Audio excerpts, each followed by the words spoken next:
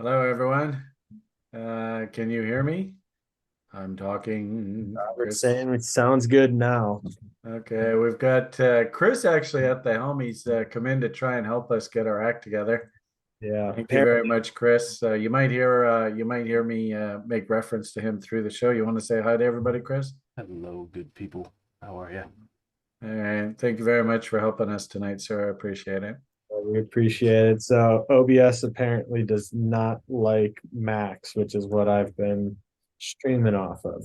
But we'll make do and got Chris helping us out here. Yes, thank you. A couple hours we'll spend here doing charts and chatting. I don't know how many people we're actually going to have view this, but hopefully we can get it to the point where you guys do want to tune in on a weekly basis. Slow and steady wins the race, I suppose. But Adam's over there, our stalwart. Also, we have Robert. Hello, Robert. Nice to see you guys on the YouTube page there, the live video. And actually, Chris was even saying there, and I think you probably heard him say that we might edit out that beginning there in the post production for the recorded video. Are these being like posted on the Coinigy page and like a library? Is there like a specific page that I can send people to, Yes, Joe? I'll get you that link, but it's just in our channel under the videos there. So Okay. Um, Yeah, I mean, I think that would probably be good to have, and I can put that link. Our website. Um, I actually in our library, um, we actually have a specific section for all of the Coinigy shows, so you can actually go in and watch. Bitcoin Trading Academy, TRI, Coinigy, free TA tutorials, batch shows, the old YouTube channel. Should be interesting to see whether we need to update that. Hey, there's a familiar face. yeah, I often actually send people to this channel to familiarize ourselves. Geez, there's Brian 10 years ago. Oh, there you go. So anyway, welcome back to the frivolity. Here we are, everybody. Party on. we've gotten the video part down where from those videos we're tweaking out the audio. Yeah, yeah. Um, I mean, I don't know what's the best course of action here. I think looking back on the past couple shows, aside from the audio, I think we spent a lot of time with Brian just rambling on endlessly. I don't know whether that's really that productive. Okay. Hopefully, Joe, we're giving you sort of a crash course Yeah, on TA. I've been really enjoying it. It's been very interesting to be learning a lot of this new information from you because myself been working with Coinigy for coming up on 6 years, and I've never really dove into fully learning like reading charts outside of just using some indicators. But even then, I wasn't even using the indicators to what they fully could do uh, Mm, for me. So I think the information you've been providing has been incredibly valuable for well, that's good. That's new good. traders, especially. Pardon Um, me? I think the information you've been providing me has been extremely helpful. Oh, good. Really have learned a lot each one of these sessions we've done both on and off the live stream. So uh, Okay. I'm getting a lot out of it, and I hope that we've gotten some feedback too. Also, people saying that anyone who's listening, like this is some extremely valuable information. Right So on. Good to hear. Good to hear. yeah, we've gotten some Um, feedback on social about it. Looks like you got a haircut, actually. You're looking all prim and Thank you. proper. Thank Wow, you. very handsome. Sure, the wife is actually you got a girlfriend, right? You're not quite Girlfriend. married yet. Not quite. Yeah. Anyway, Great gal. so from what I understand, she was actually going to donate her laptop to which is a Windows one to try Yeah. and save the situation. So anyway, Yeah. We'll okay. iron out those details. So I don't know what the most constructive use of our time is. We only have a couple hours. I mean, do you want me to go through a Bitcoin sort of summary? Do we want to do ETH? Do we want to look at lower time frames? Do we want to just jump right into viewer requests? Because we've had quite a few pile up here over the past few Yeah. weeks where we And could I've just been go through all of having them. a running list of some of them. So there Yeah. are four currently that I've got up. I'll just read them out for you now. It's Blur, Litecoin, or LTC, VRA, and Atom, ATOM. Those All are right. the ones. So what do you So think is the most productive? And give us maybe there's 5 of you over there on YouTube since you guys early where a bird gets a worm, all that kind of stuff. Please let us know what you want how you want this show to go. So wait, tell me where do we want to go first, Joe? let's take a look at I've been curious about Litecoin here because I know we previously had mentioned Go that Charlie. when we had started when I was looking back on some of these videos, it was Litecoin was back at $1. uh $88. Wow. and Bitcoin was at $233. Hmm. Just Yeah. kind of learning a little more about this chart. Right. I always, if we're gonna do sort of like the full analysis deal, I always like to start at sort of a higher time frame chart and see if I can sort of work my way down. So we'll see whether we can load up the weekly chart here. Have I done everything correctly here? You see that we are humming along here, so that's good to see that things are operating. Got the green light system status. I guess that means we are go. Go time. So there is, I guess that is the weekly chart, eh? Yeah. Okay. Um, it was interesting at the end of last year, and actually, maybe why don't we'll throw on our moving averages here, try and give you a little bit of context. The end of last year, you can even see July, August, September, October. I was very active on social media, um, pointing out Litecoin's very noticeable double bottom here. In fact, you might even argue this is pretty much textbook exactly what it is, what we do. So if I just draw a very simple fib off of the highs, yeah, maybe we'll even go down to this crazy tail. Who knows? If anything, Not a wick. one, pardon me? It's a tail, not a wick. That's right. Good, I programmed you correctly. One thing that I probably my number one job in this business is just simply to prevent the public from coming in and buying this up here, right?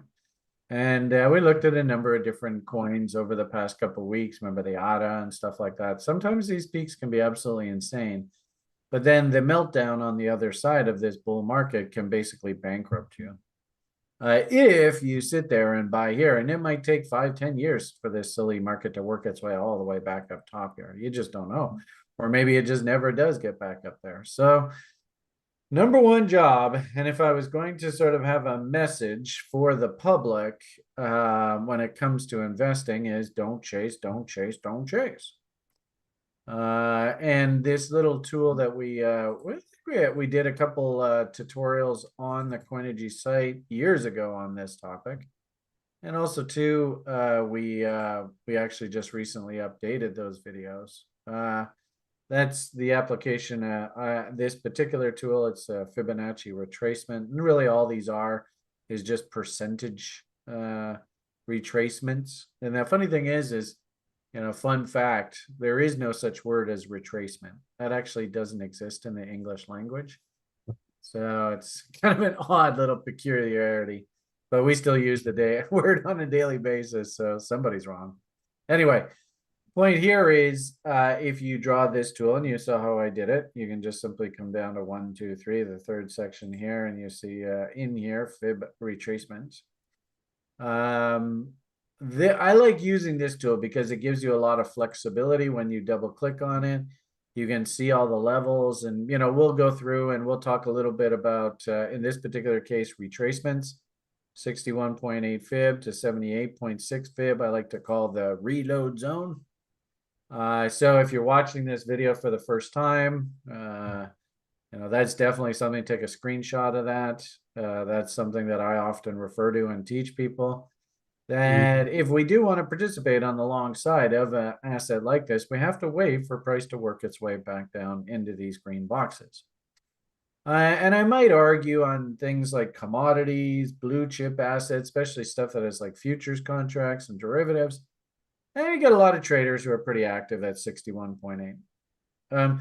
The further you move down the food chain, the more I have found that and well, not but I colorfully call it on the site the venture capital reload zone, and that zone seems to be between 78.6 and 88.6. So Why do you call it the venture capital reload zone? well, because venture capital by definition, remember we talked about what does a trend look like. You've probably seen this. In fact, actually on the TRI website, we have this totally awesome blog. This is probably the best research that you will find on the internet about like actual Bless you. excuse me, market timing messages. And it's Okay. like an amalgamation of a whole bunch of studies and stuff that I've learned over my 30 years. And the gentleman that actually writes this blog is very, very intelligent young man. And he's very good at articulating the messages I try to bring to you. But specifically, I was kind of hoping. Oh, it's not in here. Fudge. After all that, actually, one. What's the best way to show you this? Actually, probably the easiest way is just we'll pop on. What do you call it? The sentiment cycle in stock market. You've probably seen this image. I have it handy. I just can't think of it just off the top of my head where it is. Let's see if I can just find this for you. Yeah, there we go. So this is what a typical market cycle looks like. I don't know whether you've ever seen this Yeah. before. And if you're dealing in blue chip assets, things like bonds and stocks and stuff like that, typically the cycle looks like it's a bit more muted. The venture cap market is much more volatile. And think of it just in simplest terms. I mean, you're not going to find blue chip stocks that are just going to go straight up like this, the way that venture cap does. And you've seen some of the names that we look at, like that ADA that we're even looking last week. I mean, like literally it goes up like 100x. So why? And a lot of it is just sort of the anticipation, hopium, whatever you want to call, that they've basically, reinvented the wheel, right? Created a whole new way of slicing bread, whatever. Okay. And quite often that enthusiasm isn't really grounded in reality. And as a result, venture cap, and you can see this in the stock market. I could show you tons of stock charts that look very similar. Venture cap names go screaming up like 100x, like you're not going to find like Microsoft going up 100x from here. That's just not going to happen. But the irony of it all is that the more steeper the rally is, usually it means that we have to come right back down to basically the bottom. And interestingly enough, with something like Bitcoin, there are specifically, there's one gentleman. I mean, we'll talk Litecoin, but I'll just show you on Bitcoin. There's one gentleman who's actually pretty popular in this space, Simon Dixon. I've listened to him forever.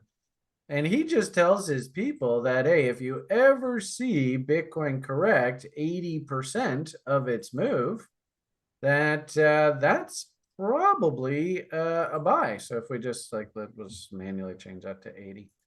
There is that 80 level. And look at that, right on the nose, doink, turns back up. Huh. Is there a specific reason why I follow these specific numbers? It's kind of the mathematical sequence of the Fibonacci ratios. I'm not going to really try and get into the math and explain that, but these are relevant levels for Fib traders.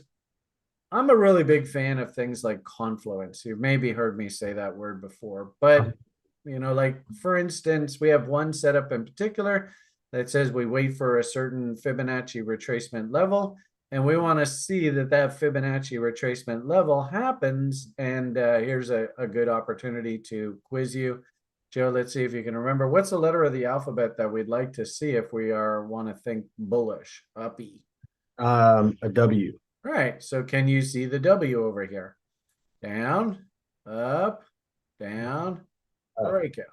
Yeah. So is this a case that I'm going to use the fibs to help me see good trade location? Is it that I'm just going to wait for the market to come back to the most recent significant higher time frame W? Is it a coincidence that those two happen to coincide? I don't think so. So what you'll find is as we go down the food chain, like big blue chip assets, right? They're like higher highs and higher lows defines a bull market. I'm a trend, and look at me, I'm nice and happy and orderly, and look at me, I'm an uptrend. Look at me, right? That's like sort of your blue chip, the Dow Industrials, S&P, Microsoft, whatever, IBM, right? Yeah.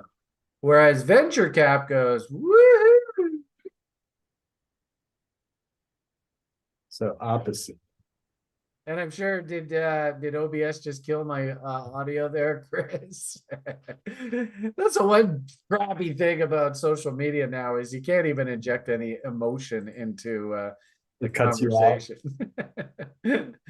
So the point being that because maybe we're thinking this is like I don't know 10% annual growth rate. But venture capital goes from like everybody hates it to everybody loves it. And then everybody hates it, and then everybody loves it. And then everybody hates it, everybody loves it. So the percentage move here is often much more exaggerated. I don't Okay. know if that makes any sense. The easiest way for you to think about this is this is the world that we live in. Is the bottom going to look exactly like this? No two bottoms ever look identical. There will always be subtle differences, but on balance, venture capital likes to go straight up and straight back down. And sadly, it is actually the process of basically sucking all the I hate to say it, the uneducated market participants in. As I said, my number one job is to prevent you from getting involved in euphoria, the thrill, right? And sadly, of course, through the euphoria, through the thrill, through the hey, this a new paradigm, all that kind of. This is where the public usually comes in, and this is where the public usually gets excited. And it's my job to just say, look at just watch this cycle. Don't get sucked into participating and understand how this process works. It's actually very normal. Yeah. Once you hear about it on the news, it's probably too late. Well, and usually the easy way to figure it out is when you get a call from either like parents or uncles or things like that. Hey, I'm thinking about buying some Bitcoins. Oh boy, get me the hell out of there. During the bull run, the amount of people that I hadn't talked to in years. Yeah, all of a you sudden work they for just a Bitcoin company. yeah. What's this Bitcoin thing? Yeah, yeah. A little more extensive than that, but And the interesting thing is try and get people interested in Bitcoin when this asset is acting like this, and yeah. it's next to impossible. I Like always you told can't people, give away Bitcoins through this, yeah. which is so ironic, right? It is the classic capitalist Mentality. and mentality, anecdote, whatever you want to call it. I mean, it's just so cliche.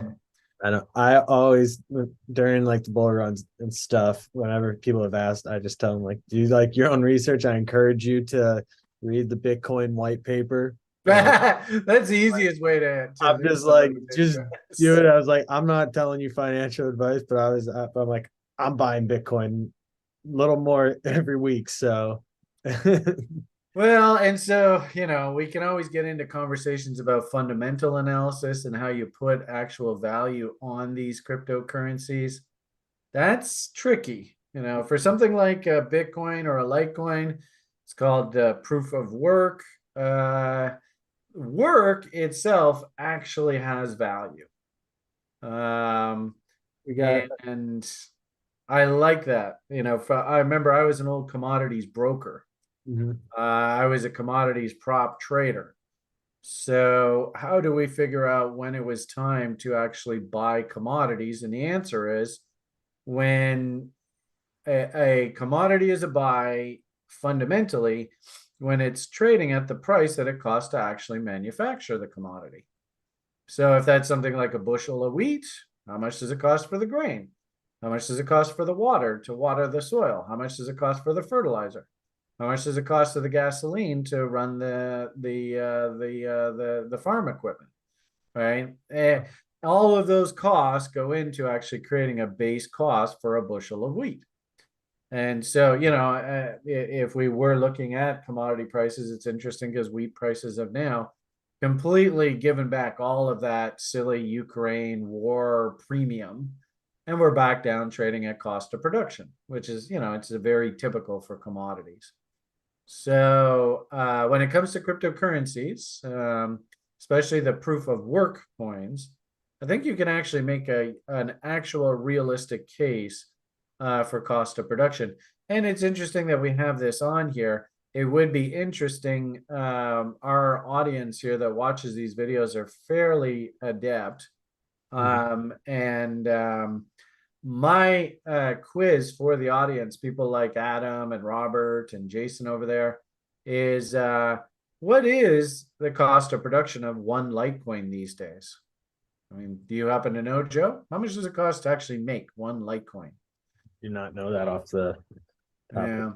One thing that bothers me about Bitcoin price is the current price right now is probably, I think, about twice what the cost of production of a Bitcoin is. So that's a little bit bothersome from a fundamental perspective.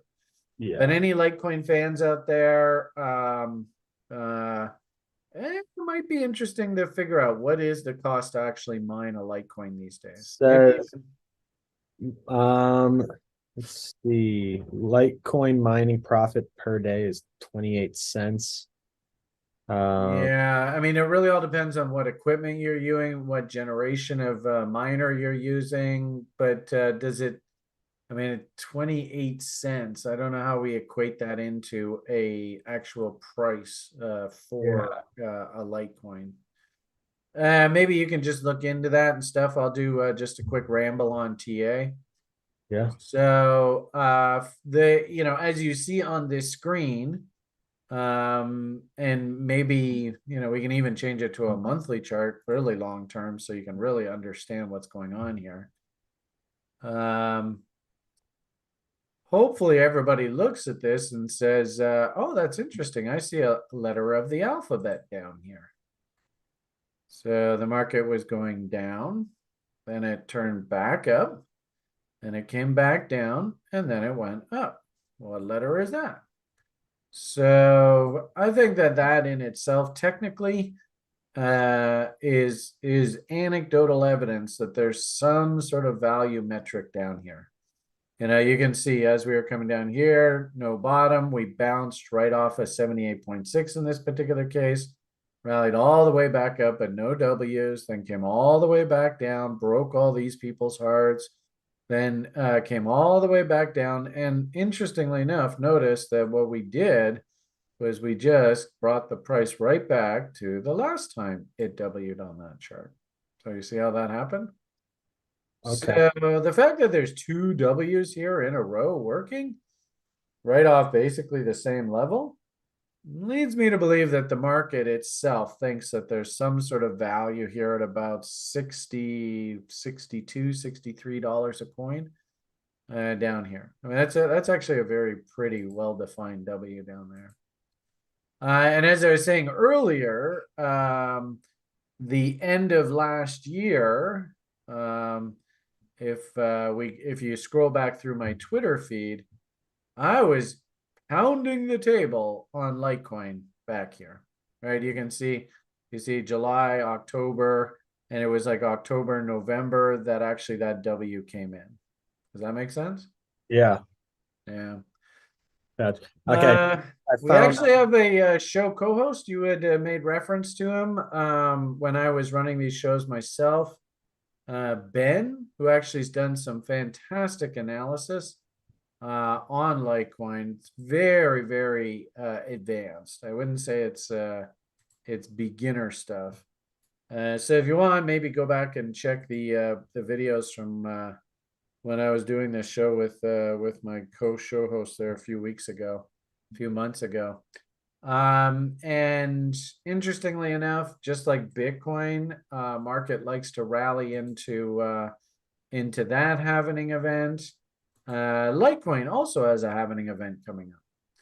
And I think the general premise, I can't remember just off the top of my head, but I think it's the case that Litecoin likes to top about, I don't know, about 3 or 4 months ahead of that halvening event.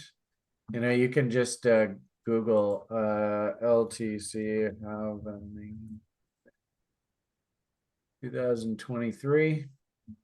So, you know, we've talked, I don't know whether we talked with you, Joe, about how Bitcoin acts heading into halvening events, but usually the market likes to bottom about, I don't know, let's say 6 months ahead of the halvening event.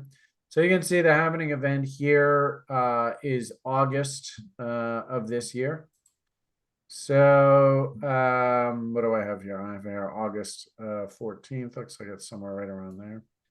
So you can kind of see that, yeah, this is a weekly chart. So 6 months prior to the halvening event would be what, maybe November, December, something like that. I guess January, something like that. 30 bars, what's half of a year? 52 weeks. So that's like 26, right? So you can see that about 6 months ahead of that halvening event, all of a sudden price bottoms, puts in that big fat W. And this is what we call climbing the wall of worry. Back here, when I told people, hey, you better pay attention to this Litecoin, man, you couldn't give this away. You literally could not, I couldn't get anybody in social media interested in Litecoin, not at all. And interestingly enough, you know, like we said, that was $60. We worked our way up as high as 103. 105 there. I wouldn't be surprised if this thing works its way up. Probably the people that bought this double bottom will probably get a double off. Now, these lows, yeah, they're 40, $50. So you can see anybody who stepped in and bought this cute little W down in here, right on the right-hand side of this bigger formation, they already got their double. So if we look at that on a daily chart, and keep in mind that, you know, when I say things like sell half on a double, this isn't something that Brian just magically created out of thin air. I mean, I was taught this by old floor brokers. Like in Vancouver, we used to have a stock exchange called the Vancouver Stock Exchange. Okay. And a lot of the stuff that I teach you guys, I was taught by old timers. That this isn't reinventing the wheel. This is what people have done in the market for generations. So something like I'm gonna sell half on a double, that's pretty normal. There we go. So you know, especially that cute little W down in there, although it looks like they ran the lows there. But definitely you see that original W here. Yeah. Here's kind of a fun little tidbit for you. Let's hear it. Who do you think put this bottom in price here? Remember we said, when does the public usually buy this stuff? Does the public usually buy bottoms or does the public usually buy tops? They buy the tops.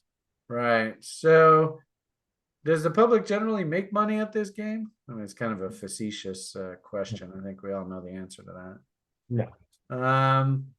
So who's the other participant in the marketplace? There's the public, and then there's the smart money, right? Maybe we'll call them the institutional, the whales, whatever the hell you want to call them, right? Maybe I should refresh this. Should I? I wouldn't mind showing you the top up there. Yeah. I did find, so as of today, it would take 10.4 days to mine one Litecoin at like the current Litecoin difficulty level. And its costs per day. The mining revenue is $8.50, but the electricity costs is $8.22. So that's where the profit per day costs 28 cents to mine a Litecoin. So that times 10 is how much profit you would make per Litecoin. Right. What I need to find out, and it's tricky. Yeah. I would show you other sources that actually give us, good heavens, that give us cost of production numbers. Mhm. And like for instance, Bitcoin right now, like the S19 XP, if I'm not mistaken, which is sort of like the most advanced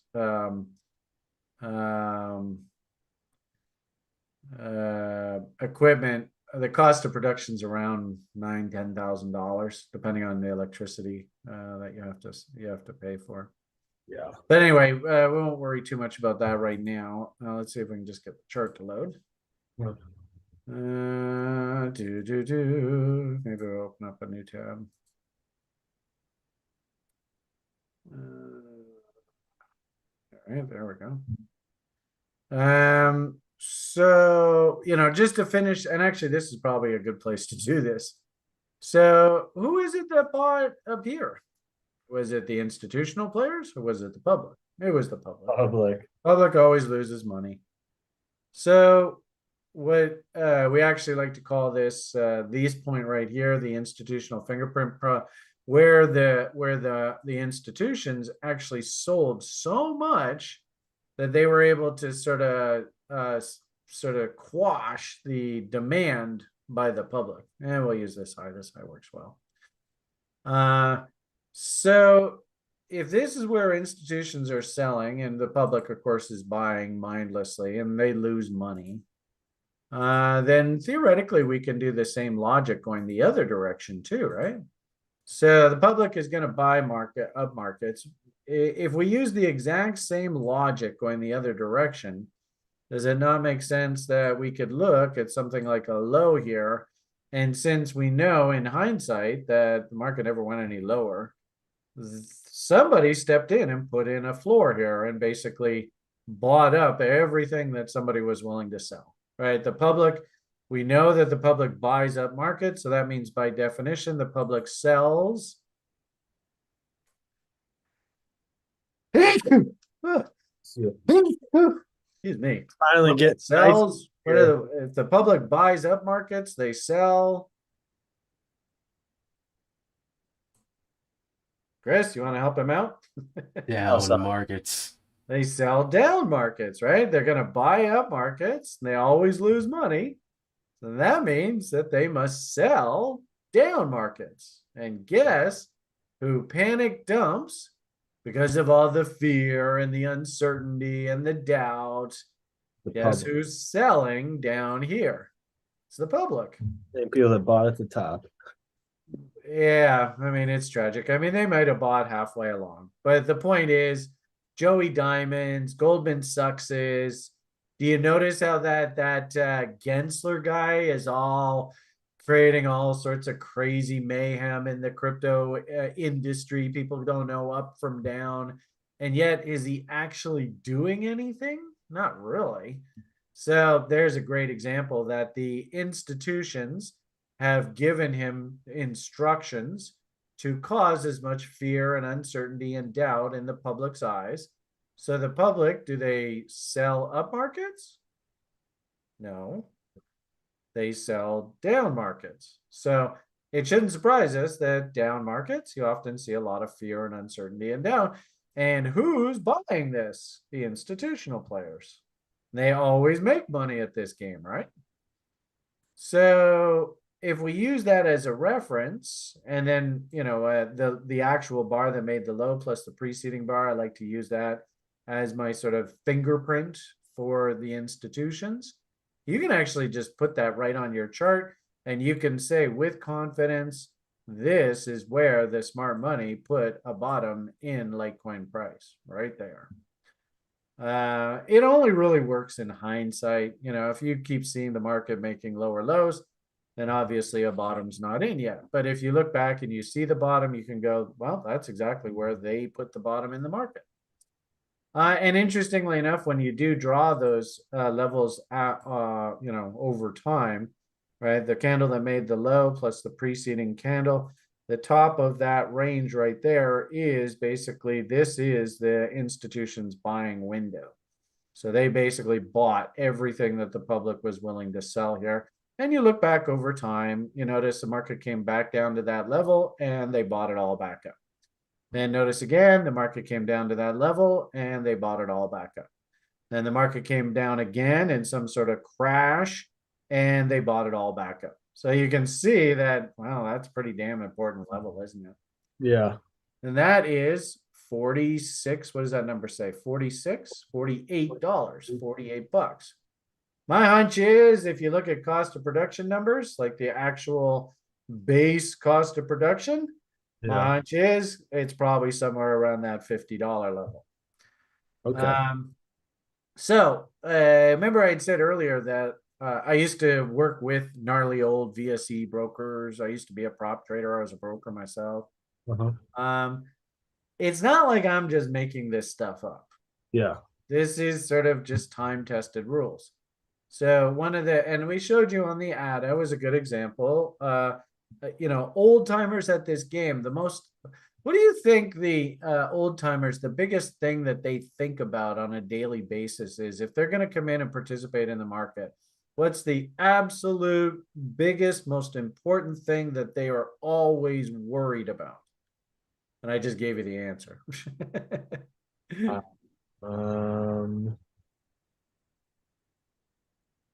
Risking their money, right? Going down more.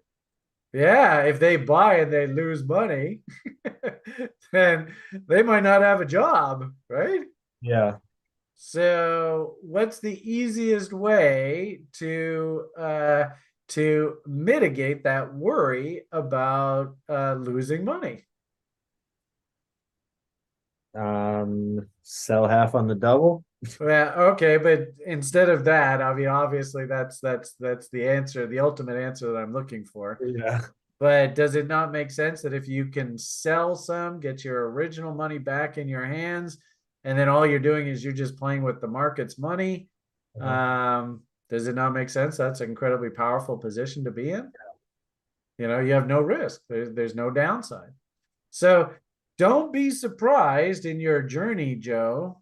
You are going to find that markets love to sort of stall out at just basically about double whatever the floor is. And now that I've given you that institutional fingerprint concept, and we did see that there was a W down there, you can see the number of times they came back down and tested that level and it was rejected. Clearly, there was a lot of buying interest off of that level. So does it not make sense that at exactly double that price, you're probably going to see a lot of sell orders enter the market by the professionals, not the Joe Sixpack public, professionals. Does that make sense? Does. That's really cool to actually. And actually, it's funny in the previous cycles, all the crypto kids used to get so angry at me when I would tweet out, because every time one of these darn things doubles and I sell half on a double, I tweet out banging out doubles. And of course, they get all angry at me. And you can see that anybody that bought here and sold half on a double, which is just about exactly double what you see here. Well, what a surprise. The market stopped. Why did the market stop? Well, it probably ran into a few sell orders, right? Yeah. Just all this is supply and demand. So at this, and we, in the public eye, I do like a shod, right? SH. Oh, no, I don't know what that got done. Anyway, I would just type on here SHOD, right? Sell half on a double. So the point here is, I think logically it makes sense why the market stalled out up in here. We got Jason asking, I heard you say sell half when the price doubles. Do I do the same with the other half? Split again? How many times can you do that? Yep. I mean, I can show you on other charting platforms. I've actually, you know what? I could probably show you on the Twitter feed. Where would that be? Let's try over here. Try it. And it's kind of weird, so just bear with me. But I don't like to think. Thinking makes my head hurt.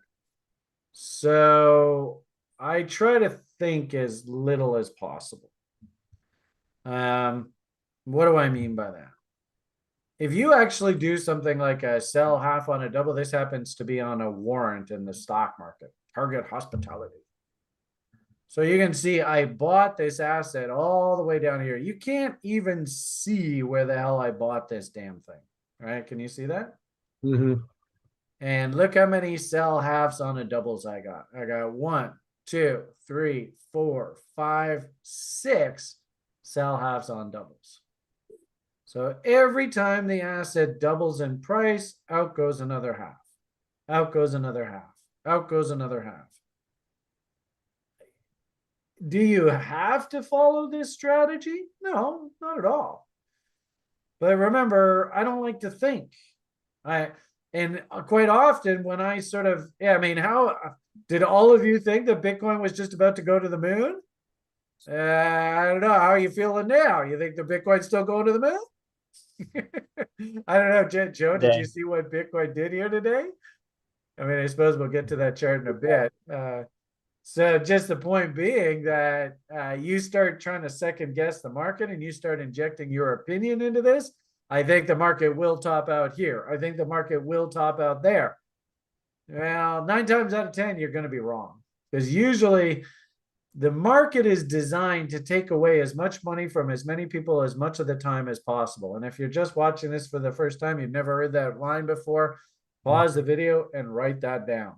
The market is designed to take away as much money from as many people as much of the time as possible. How many, it's interesting that Joe's saying, wow, we were making, you guys were doing those videos with good old Rob and Will there years ago, and Bitcoin was $200. Wouldn't it just been smart to buy some Bitcoin at 200 and just forget about it? Throw it on like a cold storage USB wallet or something and come back, and here you are. It's 20, 30 G's. I think that was the smart investment. But of course, the Bitcoin price, you see what's happening here today. How many of you got emotionally triggered to do something in the market? I was on, this is totally facetious. Bear in mind, Brian's a bit of a smart ass. But, today I saw people, like I put out a tweet today, which I thought was so funny, because just watching the soap opera, right? The cartoon, are you okay? No, I'm investing in an industry run by I mean, it's chaotic out there right now, right?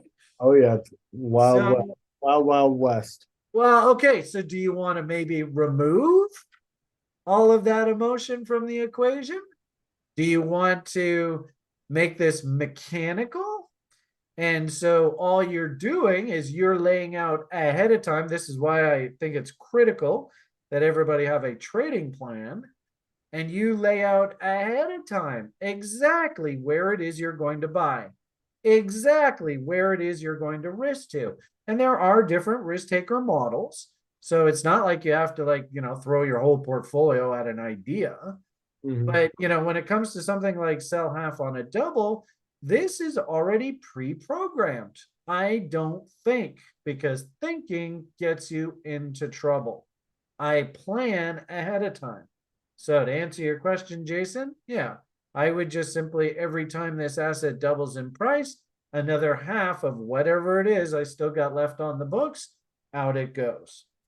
Now, as I had said there a moment ago, I don't mind the idea that if you actually get to the point where you can sell half on a double, if you want to take the rest of those coins and throw them on a USB device, kind of like what we said with the Bitcoin at $200, if we had, I can show you plenty of examples where Bitcoin went from $200 to $400.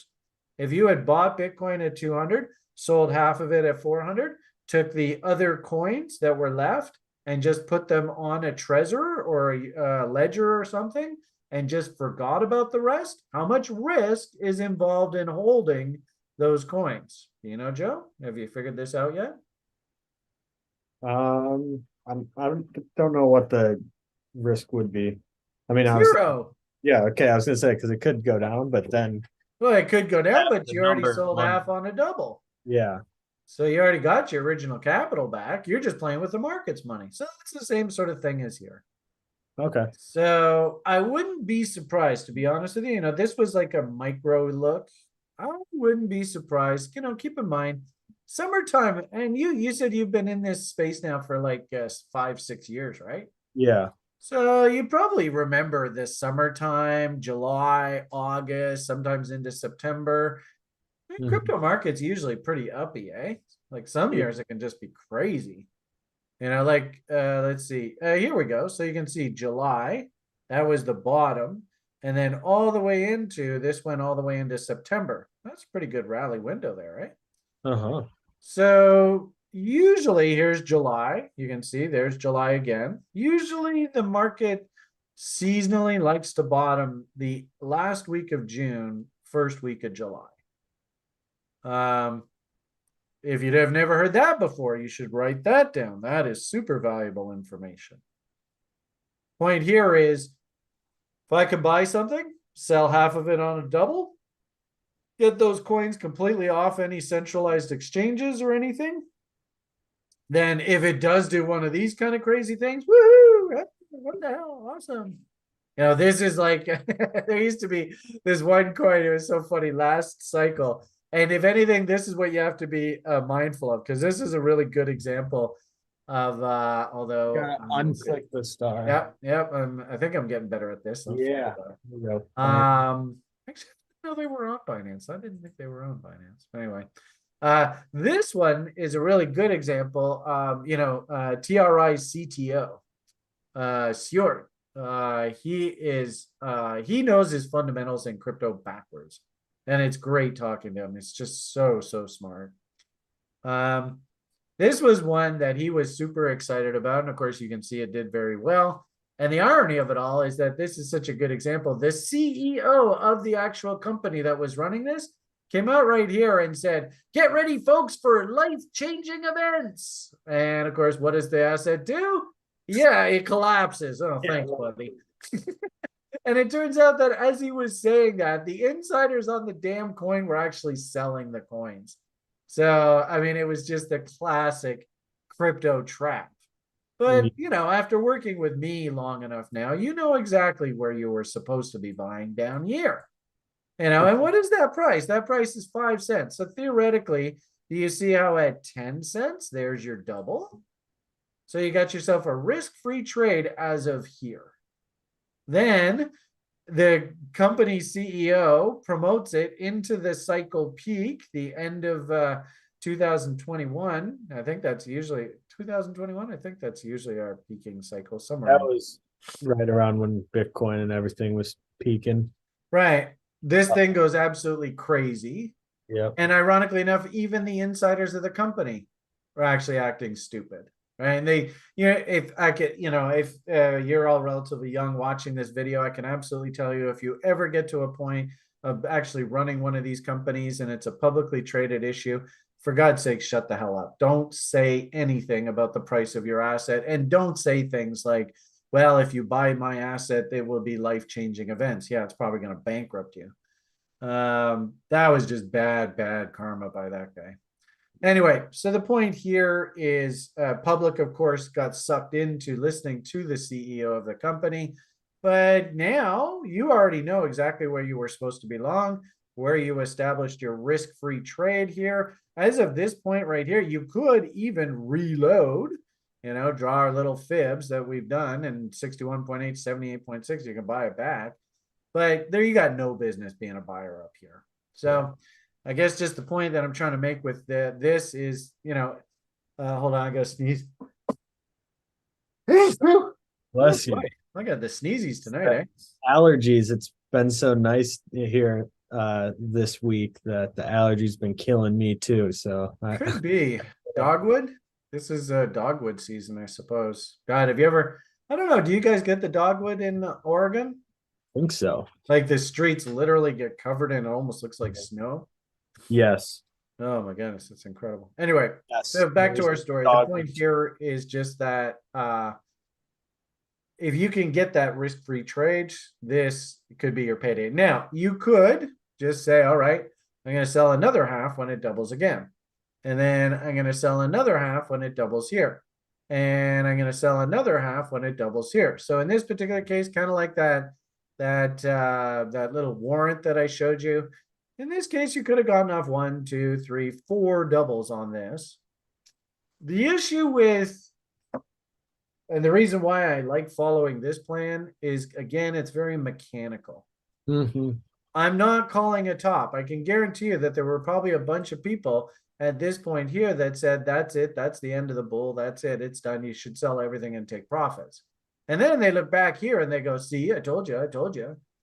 And then, you talk to them 6, 8 months later and it does this. And they're like, oh, I guess I left some money on the table.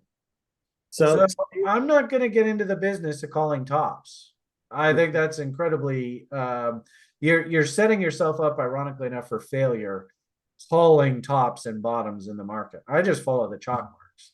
So say like you're doing this with selling half on the double, and say between that, like 45 and 90, say it doesn't get up to that 90 and you just missed the trade. I mean, we could technically say, well, I'll have another sell half on a double order working at what is that? That's 80. Okay. So at $1.60. Now, did the $1.60 order ever get filled? No. Are you familiar with the Luna story? No, I don't believe. Wow, no, you are new. You've been in the space 6 years. I don't know. It all blends together. Do Kwon? Yeah. You know Do Kwon. Oh yeah, Do Kwon, yes. All right. So this guy, this is funny. Everything that I teach at the site. Yes, I do know all about this. All right. So this one, I stepped in and Sjord, he knew about this story down here. That's how smart Sjord is. I didn't participate in this, but does it make sense? And I know this isn't talking about Litecoin and I'm kind of screwing everything up again. Sorry. I don't know. You guys enjoying the anecdotes? Are you having fun at this? What do you think, Chris? Are you having fun listening? I mean, speaking of blast. Do Kwon, did you see he was just reportedly indicted on document forgery? Yeah, he was arrested with a treasure up his butt. Yeah. Did you hear about that? I saw that. Yeah. And a treasure too, not even a ledger. You know how painful that is? I didn't ever see one of those treasures. It's not a comfortable experience. I can't imagine. Yeah, I wouldn't be surprised. I get the impression that they were going to try and figure out what the hell to actually hit him with. Because, the Luna story blew up, but I don't think he technically did anything illegal. So it is interesting how, like you said, what they're actually getting him on is things like document forgery and stuff like that. Yeah. Anyway, so, everything that I've taught you so far, Joe, about reload zones, does it make sense why Brian and W's, right? Why would Brian come in and buy down here? Does that make sense now? A little time that you and I have worked together? Yes. All right, good. So, I was long from this level here, right? $5, about $5.50. I guess it was like down in there. That's 6. So actually, I think I bought that little W. Oh, actually, you know what I did? I don't know. Do you remember what I like to call 78.6? Is that the PR? No.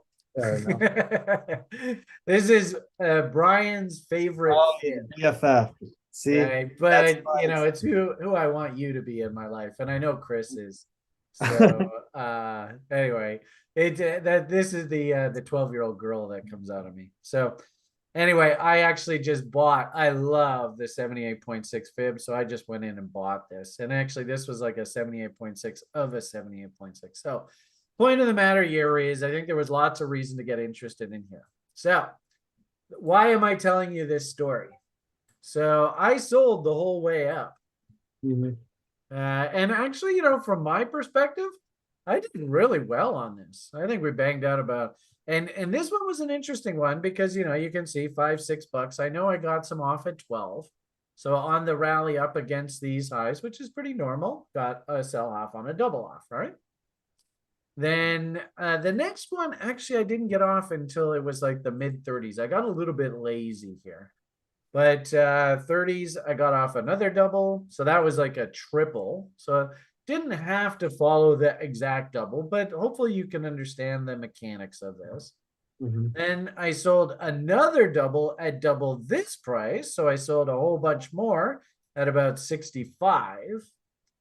And I had my next sell half on a double order working at $121. Wow. And look what happened though. No fill for Oh you. no. Isn't that funny? Oh. You know, it's just a trader's life. That's what you do. But because this was mechanical, I mean, do you think I was too stressed? I mean, obviously I was bummed that I missed the fill, right? Uh-huh. But was I like crying in my beer, I'm gonna go bankrupt because I didn't get that fill? No. Remember, this is all the market's All along money. the way. Yeah. So, and if it was just to sell half on a double, think of it this way too, right? If I do this graphically, you'll understand. So at this point, I have half of my original investment still on the books right here, right? At this point now, I'm down to 1/4 Yeah. of my original investment on the books. Uh-huh. At this point, I only have now 1/8 of my original investment left on the books. Yeah. So at this point, I only have about 12% of my original investment still in the idea. And remember, of course, I got my original capital back here. I got a double here. I got, in fact, you know, this was a triple. Then I got a double of a triple here. The point here is that this is just a very mechanical way to exit the market without getting into the business of saying, this is the top. Because frankly speaking, it's a mugs game. It will drive you crazy. I'm in my 50s and you can see my poor hairline, it's going. But I'm trying desperately to hold on to as much hair as I can as I get older. But I'll Yeah. tell you, there's a lot of guys at my age, they don't even have this left. And whenever I go to my hairdresser, she's always like, holy crap, no gray hair. That's remarkable. That's You know? impressive. So I know some guys at my age, they're all white because they're so fucking stressed out. But do you see, if you live a life like They're this, not it's selling actually, half on the double. well, it's relatively low stress and you're just having fun. You're just playing the game, Yeah. you know, and I don't have anything to lose here. And when this happened, I mean, I know there were some people that were pretty choked about this. And of course, there were others. There was one guy who actually took the education program and he didn't sell any the whole way up. Didn't sell a single bloody thing. And then, of course, you know, how are they doing it? So, Yeah. okay, let's head back to our original question. If we're lucky, maybe we'll get through one coin tonight. I think we did one last time, right? We did ADA, and actually, I really like the analysis Yeah. result of that conversation. It was a good conversation. Oh, actually, here we have the LTC over here, right? Yeah. Whoop. Oh, maybe. Come on, you LTC. There we are.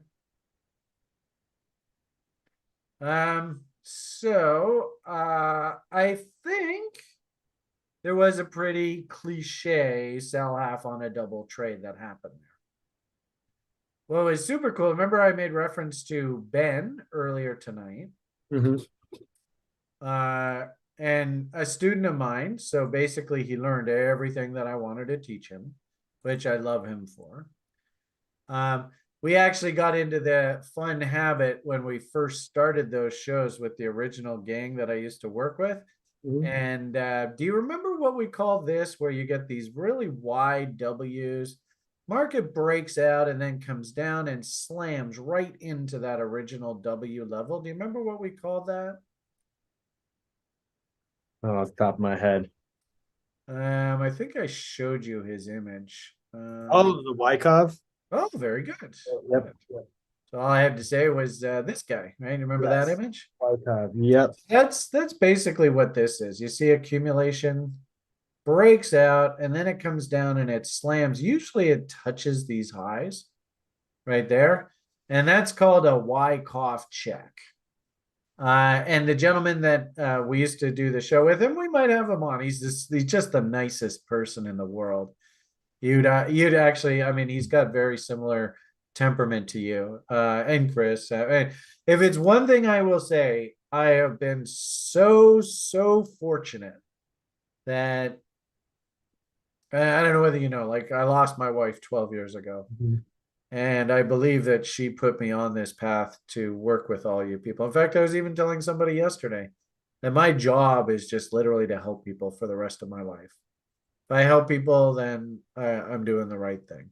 So, kind of like what we're doing with you, right? I'm just trying to help you guys. Anyway, so this gentleman, I think he's smart as a whip, and I think he's set now for life. I think he understands how the game works. And he basically came in there and he bought that level on Litecoin right there, like a boss. And That's awesome. ironically enough, we actually gave the name of this setup. We actually called it the a Benkoff check. That. So yeah, maybe remember that. If you could remember that, that would be the perfect testament for him. And hopefully we'll have him on the show here as we sort of get settled into our rhythm here going forward. Because Ben, he likes Litecoin a lot, so he's done a lot of really cool analysis, and he has a way of working with the fibs. And frankly speaking, I'm too old and I'm too stupid to understand these mathematicians. I mean, he's an incredibly brilliant young man. Um, and as we were saying, Litecoin is coming into a halvening event. And usually what Litecoin does is it has like a blow off top, usually about 3 or 4 months ahead of the actual halvening event. Mhm. And also too, from this perspective, what we probably should expect, I don't know whether I quizzed you on this yet or not, but what is the level that, from a fib perspective, that we really should see markets trade back to just if they're acting normally? Do you remember? It might be a tough question for you. Yeah, the numbers are the It's tough. a 38.2 fib. And we actually like to call that the first Our stop notes target. going. Hey, you got your notes going. So interestingly enough, off of the entire range on Litecoin, 38.2 is still all the way up at $180. So imagine that. We could also draw a 38.2 off of this high, and that's $135. So I actually think there's still some more room for this thing to move up here into, remember, they're having events over there in August. And maybe like beginning of July, maybe you might see one more push up top here. And then anybody who bought this wide weekly W pattern, institutional players, also too, keep in mind that institutions, mutual funds, pension funds, all that kind of stuff, they primarily operate off the weekly price charts. They're not even really that interested in the lower time frame charts. So as we said earlier, you can see that W there. That W has probably got a lot of institutional interest, and that's $65. And remember, we said 38.2 here is 135. Double 65 would be what, 130. So Mhm. that would actually be absolutely perfect. And also too, to add insult, well, not insult to injury, to add sort of fuel to the fire, we could do fog and bombs off of this bottom and see where they suggest price needs to go. I gotta sneeze again. Holy moly. Woo! That's you. I think somebody said if you have a whole bunch of sneezes, it means something. I can't remember what it was. I think it means you're going to get stinking rich soon. No, I don't know. I think so. Wishful thinking, right? Yeah. Anyway, so 2.618, 4.669. We'll throw on 877, another foggy level we like to watch. So let's maybe just take a look at those. What do they look like? Oh, hello. Do you see how this, number one, can you see how the 2.618 basically defined where this market stopped initially? Yes. I mean, that's pretty sick, eh? Yeah. That's why these, and again, anybody who's watching this video after the fact, I see we've got like 7 people watching the video. Way to go, Adam. You are so awesome. Love the fact that you're here like a boss. But interesting how if you had applied this Bomb constant level to this W as it was breaking out here, it would have told you, well, we probably need to go up to 102.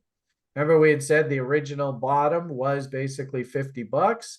So what a surprise. The top here, 105.67. I mean, it's remarkable how consistent this is, right? Yeah. And then usually what happens after this chaos check is we actually come right back down and we kiss the original breakout level. So you can also see that happened, right? Doink. And that's where Ben bought, right? Uh-huh.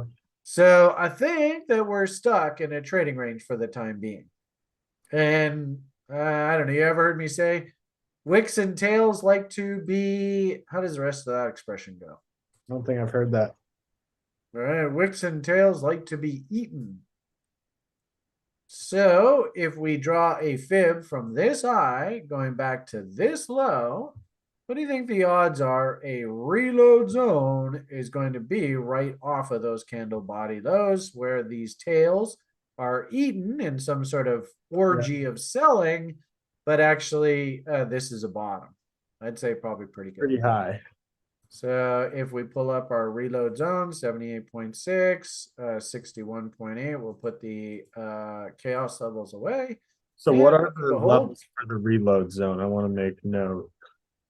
All right, so can you see how those candle body lows right in there are smack dab right inside that reload zone? I don't think that's an accident. Yeah. Then we could, for fun, and this is where you get into your PRZs, is this maybe potentially a harmonic? So we have a big initial move, and then we have a consolidation inside this big initial move. So if we are going to head down, then, maybe we'll go down to like a daily chart now. And what was the name that we gave this particular continuation pattern? Let's see if Joe can put on his thinking cap here. We go there to there, and we give that a name. Oh, A to B. Good. And then we're going to clone that. And what do we call the second part of this? C to D. C to D. And we're going to project that off of the rally peak. And oh, gee whiz, what a surprise. Do you see how that basically is right at Brian's favorite fib? It's kind of cool how this stuff all lines up. Yeah, like this, that is. So if we go back to that higher time frame chart, candle bot, I would write this down because this is a totally awesome. It's so difficult to do. It is not easy at all. But candle body, you see, like these are what's called candlesticks. You might have heard that before. Yeah. So these are what are called, let's see, you got this earlier. This bottom part of the candlestick that's not inside the body is called the tail. Right, excellent. And the part up top here is called the wick. Right, think candlestick. It's pretty obvious, but anyway, you'd be surprised how many people social media get that wrong. But quite often what I've found is if you want to hunt like a really good trade location, keep an eye on these candle body levels. right in here. And so notice A, B, C, D, that's going to take us down to 78.6. In an ideal world, what I'd love to see is this come down, boom, boom, put in a nice W down in here, and then start heading back up. And you get some sort of W right off of those candle body lows levels. That would be perfect. So that's what I would be watching out for. The issue here right now is that we're in seasonally actually a pretty dangerous part of the market. So Coming being, up on May. yeah, well, the old cliche, and actually it even started in the commodities business. The old cliche is sell in May and walk away. There's also a guy that I used to work with years and years and years ago who used to always say, buy when it snows and sell when it goes. The only issue there is that he was from Quebec. I don't know whether you know where Quebec is. It's about halfway between here and the North Pole. And the snow doesn't usually leave Quebec until the middle of May. Yeah, So, cold there. oh man, it is insanely cold there in Quebec. And I've always said, the best thing that could ever happen to a country like Canada is global warming. That's the absolute best thing that could possibly happen. So it's so ironic, right? Everybody in the world is vilifying global warming, and yet the Canadians are going, yeah, our country's actually gonna be livable. I don't know whether you know, but they actually have like dinosaur fossils in northern Alberta. Do you know where northern Alberta is? That's like up by the North Pole. That's wild, but I don't. And there's dinosaur bones up there. So obviously at some point up there it must have been pretty damn hot, Anyway. All right, so the point here is you can kind of see on a daily basis where I would be interested in shopping. And then, of course, like we said, the original bottom of the market is this massive weekly W. So, the way I suppose I would look at this is, it obviously is entirely predicated on what type of risk taker you are. If you are the type of person where you're like, Brian, I'm busy, I'm an accountant, I'm a lawyer, I'm a doctor, I'm out chasing skirts on Mallorca. What? Who? What? Yeah, Chris lives over in the Mediterranean. So. What a life, eh? Geez, tough life. Oh. Anyway, point being, if you're busy doing other things in your life and you don't want to sit and watch the screen 24/7, well, there is a risk taker model for that.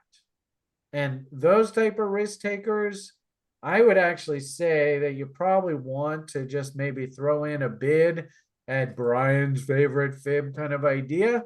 And what you really want to see is you want to see this market absolutely puke out down here. Okay. If you fancy yourself a trader and you are willing to act when you need to act, I don't mind hunting a nice little trade against these lows, but just understand that if we lose this low, what letter of the alphabet is going to come in here? Can you see this? D. No. Oh, well, sorry, I thought you were asking this like the A to B. There we go. Up, M. down, up. We did not make a new high here. Yeah. So if we do actually go and break through these lows, then that's actually technically a bearish chart pattern, right? M's and W's. M's are usually not good. Yeah.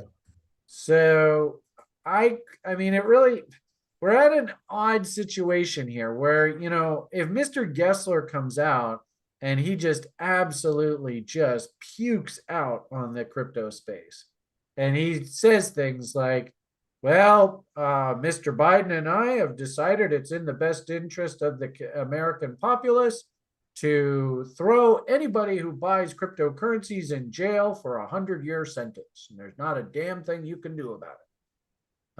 That's going to kill this market. Yeah. It is interesting how I'm starting to see a lot of news headlines that Mr. Gensler and this sort of very irresponsible behavioral pattern by the socialists down in the States, they are potentially driving cryptocurrency and the whole industry offshore. You've seen what's happened with this Bitterex, right? Bitterex actually isn't, well, it was Washington State, right? Yeah, it's Seattle is where. Yeah, so that's just up the coast for you. Um, that's just down the coast for me. But Right. anyway, as a good example of what, remember in the Great Depression, the United States of America did the same thing to the gold industry.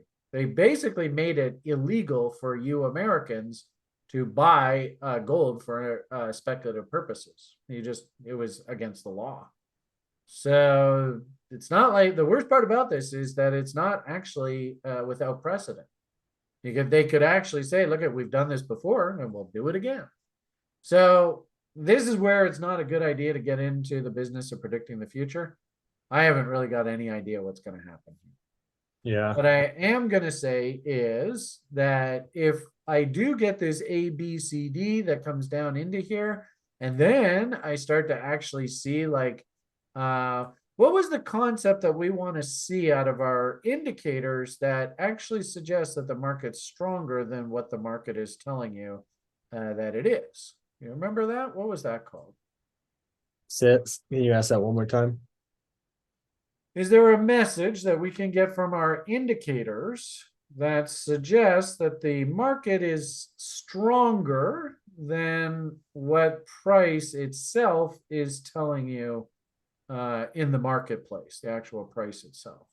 Have I confused the hell out of you? Is that what the fractals? Not quite. You can see Cat got it over there on YouTube. Way to go, Cat. This concept of divergence. Oh, yeah. So ideally what we want to see is we want to have three unrelated reasons to justify taking a trade. And, I think you can make the argument, especially if we think higher time frames, we are technically in a buying window as long as we're in this green box. Okay. This is not a window that I would really want to actually be a net seller in here. I'd actually want to be a net buyer. If you're asking oh geez, now what have I done? If you're asking my opinion, I don't think Mr. Gensler is actually going to shit on this space. I think actually the American economy desperately needs growth because of deficit spending, because of this sort of never-ending money printing. The U.S. economy has to grow. If it doesn't grow, the whole damn house of cards falls apart. Yeah. So I think a lot of what you're seeing right now is saber rattling. And I do find it interesting that, on balance, what has Mr. Gensler actually done here in the United States? Has he actually thrown anybody in jail yet? Not yet. It'll be interesting to see how that goes. But anyway, so the point here is, as long as we're in this green box, I actually think we're in a buying zone. And I would only say that this stuff is actually getting ready to puke out and dump and collapse and all that kind of talk if we actually get into selling windows. And it's actually interesting because in today's daily brief commentary, actually yesterday's was even better. I'll switch gears here a little bit. But we had Bitcoin at a really interesting level. And I looked at it and I said, this is not a level for price to break down. This is actually a level where price should rally. Let's see if we can get this to load. Do do do do do do do. Do, do, do, do, do. Come on. All right. Well, maybe I'll just refresh the page. I'll make it easier. Anyway, the point that I was going to try and make was that Bitcoin's price was down at the bottom end of its range. And it was like, this is not an appropriate selling level. And I actually mapped out based on reload zones where an appropriate selling level on Bitcoin should have been. And we literally had this insane rally that just appeared out of nowhere. And literally we topped out right in a reload zone. It's quite shocking. So it's just this happened to be off a lower time frame. So it was just a good example of maybe if I do USDT. This Come chart on. load today. Yeah, it might be because we're a little bit busy. Yeah, we might even actually see it on the Litecoin chart. Yeah. All right. All right. Well, maybe I'll show you that another day. Point here is, in actual fact, you can kind of see it here, but not really that well. This is a daily chart. No, let's see it here. Come on, you load, damn it. All right. Anyway, we'll come back and see if we can see that later on. Point of all that was just that the price, if we're not in an appropriate trade location, I'm not really that excited about, like, just looking at this image. I don't know whether I really want to get too bearish. I think I would prefer to be bullish than bearish here. So I would probably just leave the shorts alone. But if we backed up into a reload buying zone, then I'll get in there and I'll buy. So I think, as I said there earlier, I do like the idea that if you're a trader, you might want to keep a close eye if we're going to be painting higher highs and higher lows. I really like this reload zone and we did the A, B, C, D. I like that. And if we can get like a nice W that comes in down here, then awesome. That would just be perfect. But you're going to have to be Mr. Trader, because you might find that it does something like that, and then it comes down here, and then that confirms a big M, and we're gonna have to wait for our indicators and stuff to actually get into bull divs and stuff to actually say that, okay, well, you know what, the selling's probably done.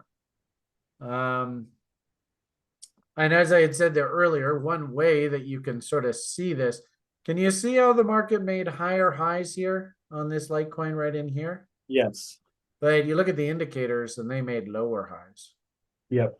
So the indicators, and this is an indicator that I built specifically to tell me when markets are overbought or oversold, called the Willy. And you can actually go on Coinigy, just type in the Willy, and you can get on your screen yourself, and you can see when the yellow line is above this -20, it means the market is officially overbought, right? And you can see there it says 19.77.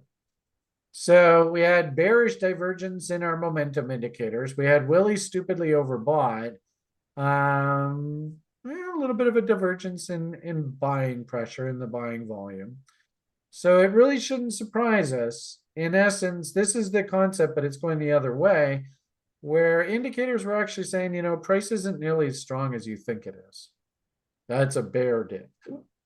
What I said earlier was I would love to see that we do this A to B, and then C to D. And I would love to see that when we get down into here, you see price make a lower low, but then we go and look at our indicators, and you see that the indicators do not make a lower low. And they actually put in a W. That would be an example of a bullish divergence, something like that. See that? So what I often suggest to people is to have 3 unrelated reasons to justify taking a trade. Number 1 should always be location, location, location, location. And bring this full circle. What did we call the bar that made the low plus the preceding bar? Because remember, institutions buy down markets and public buys up markets. What did we call these 2 bars here? Bottom. The institutional fingerprint. Yep. That's where the last time the institution put the bottom in the market. And what a surprise. Oh, gee whiz. Top of that level is right through that reload zone. So what I would love to see is the market come down into this level, paint a lower low. Maybe it looks like that. Maybe it looks like that. I don't know.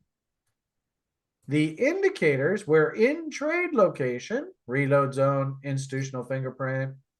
and you look down at your indicators and you see a bullish momentum divergence.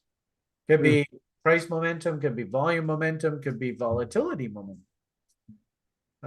So, where's a good example of that in the past, just so you have a reference? Notice here.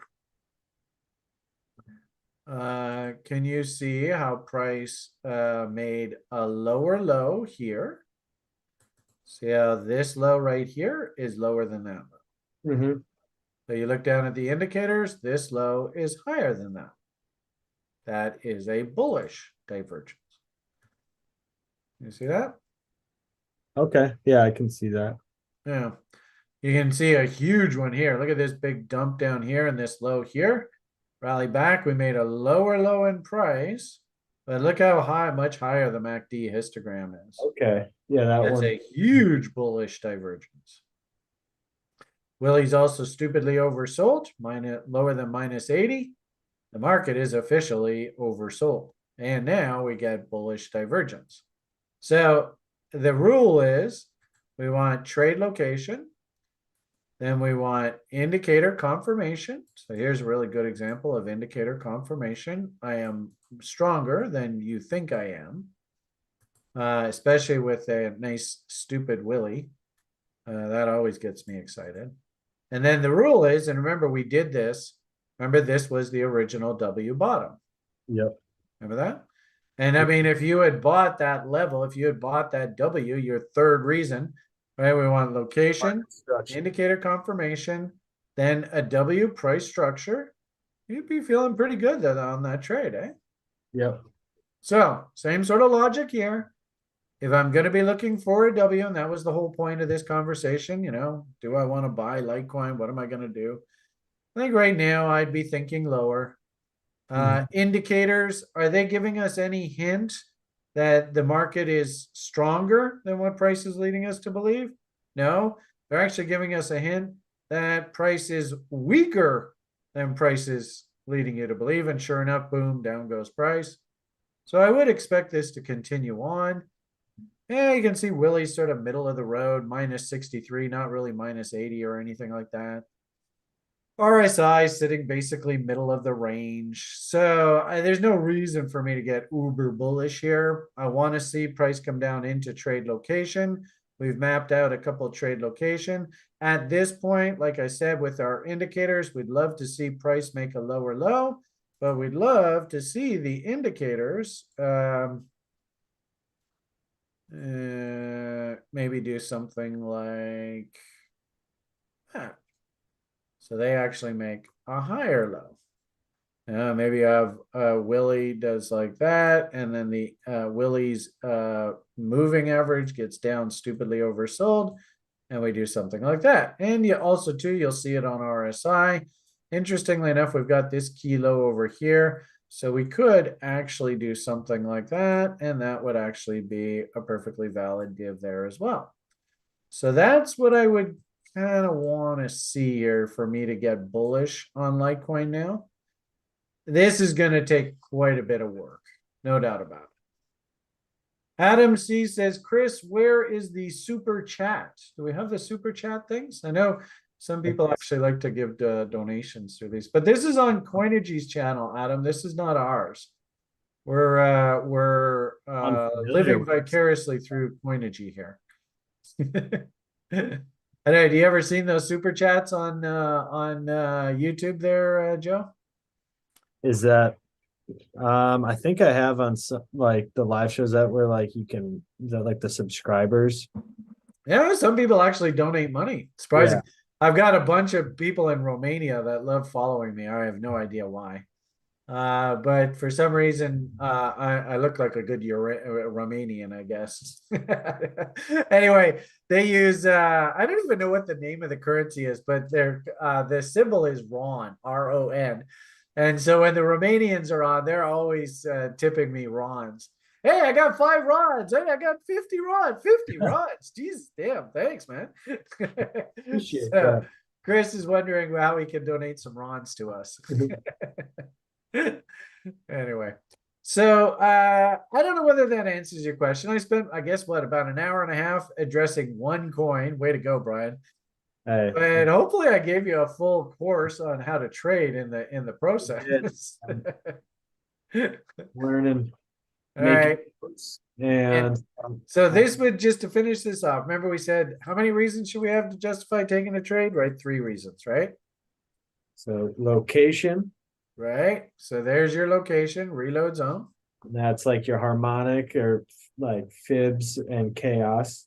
Where you yeah, fibs, chaos theory, harmonics, moving averages, volume profile, gaps, candle body lows for trade location, institutional fingerprints.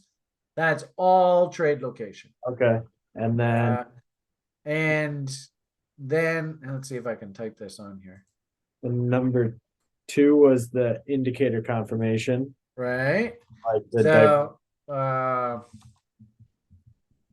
so let's talk. So we said number one is location, right? And think 3 words in real estate. Number two is indicator confirmation. And what did we say was the big thing that we would love to see there from our indicators, the divergence, right? specifically. And then number three is finally, what do you think the final piece is that we would? Market structure, Yeah. and that So, and really, what is market structure? the M's and W's and the fractals. Right. W's, M's, fractals. But really what market structure does is it actually helps you frame the risk that you're going to take on your trade. And ironically enough, what is the whole point of technical analysis? The whole point of technical analysis is try to identify relatively low risk windows. So, as we had said here before, why do we buy W's? There must be a reason behind it, other than the fact that, that's how you define a trend, higher highs and higher lows. But really, you'd make the argument that if I can see a W on the price chart, then I'm going to buy the middle part of the W. And by definition, I actually know everything that I need to know about this price chart. Number one, if I'm playing the W's and that is my plan as market structure, I'm going to buy here. I know exactly where I'm going to risk to. I'm just going to risk to a break of the bottom of the W. So that huge sort of unknown. Okay, well, if I buy this asset at $51, how do I know that actually this idea maybe wasn't very good? How do I know that the market itself is telling me that my thesis that this thing is actually bottomed and it's going to go up is actually wrong? And the answer is breaking market structure. So, here's a good example. We tried to W, never really did. So I don't really think there was ever a reason to act. And as a result, like you might have said, well, here's a potential W. And if we had gone through this level, I would have bought and I would have risked to this level, but we never did that, right? We went through the bottom. Yeah. So there never was a trade to do. So that's one reason why I really like using W's, is it actually gives you where exactly am I going to enter and where exactly am I going to risk to. And if it does go below there, then I know I was wrong and I should get the hell out of there.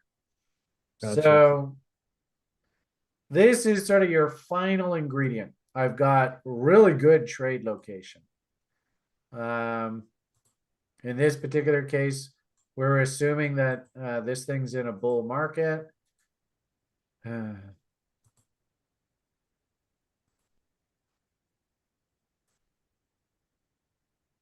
So I've got a potential trade location. We're assuming that when we come down into here, we're going to start to see signs of momentum divergence. This is volume momentum. This is all three of these are price momentum. Somebody asked over there on YouTube, do you use Bollinger Bands?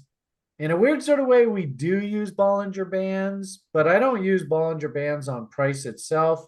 We actually use Bollinger Bands on RSI, which is a really cool concept. I don't know whether, can we put an indicator on this? I don't think TradingView allows this Yeah, not on this platform. indicators.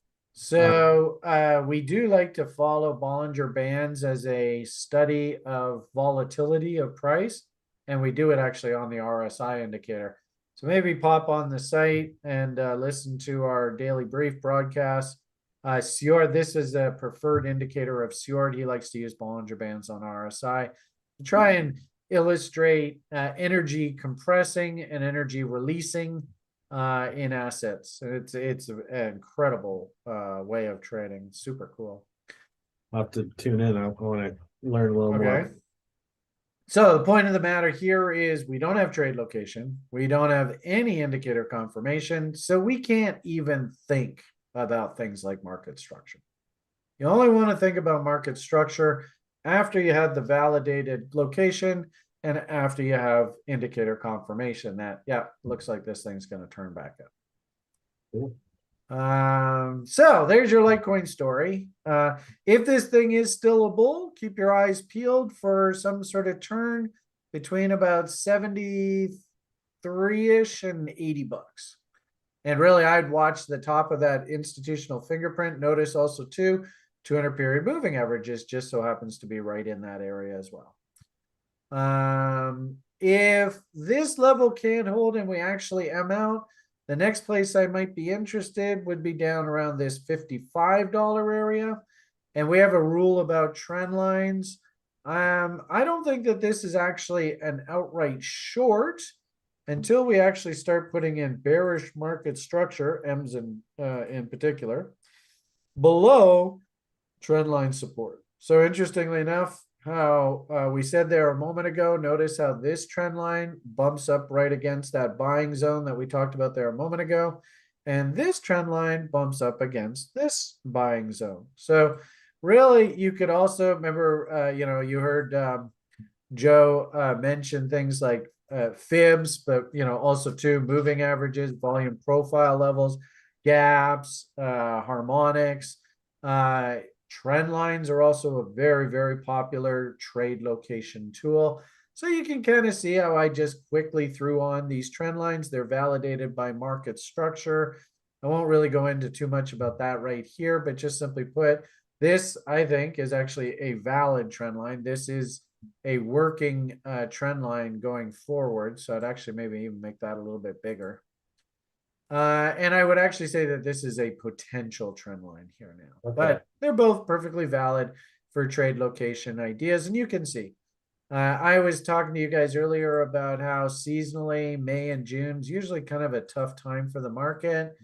I wouldn't be surprised if you see May, June, right? The end of June is right in that area. Usually the market, especially the stock market, loves to bottom right around the time that you get all excited about being an American citizen again. Right. Okay. And between now and then, not so much. But once we get to July 4th, you don't really, and actually both of you, right? You don't have any choice. You have to wrap yourself in the flag, start stuffing your mouth full of hot dogs, maybe go to a baseball game. I don't know, eat a big apple pie. What else is American? My language. What's that? You're speaking my language. There you go. So head on over Old Milwaukee and Old Milwaukee Light, right? Yes, So I could very easily see that by the middle to the end of June, that we're probably going to come back against this trend line, put in the bull divs, and then we're going to get ready for the next rock and roll move. Cool. Okay, probably spent way too much time on that. Sorry, everybody. You have a little time left here, but we had someone else ask about Blur. And Blur, what is that? BLUR? And I would do the Coinbase one. I looked earlier and they had the highest. Yeah, that one. They had the most volume. Okay. And if anything, as we move down the food chain with venture cap, we get smaller and smaller. They're affectionately, people like to call these a certain name. Bless you. Oh man, holy sneezes, Batman. Oh. Am I doing this right? Yeah, Usually we just load it in. I'm not sure. Right, here it goes. Screen just went gray. Come on, baby. Come on, baby. Come on. Actually, I should have taken a screenshot of that. Oh, well. We'll do it in the video. Or Okay. in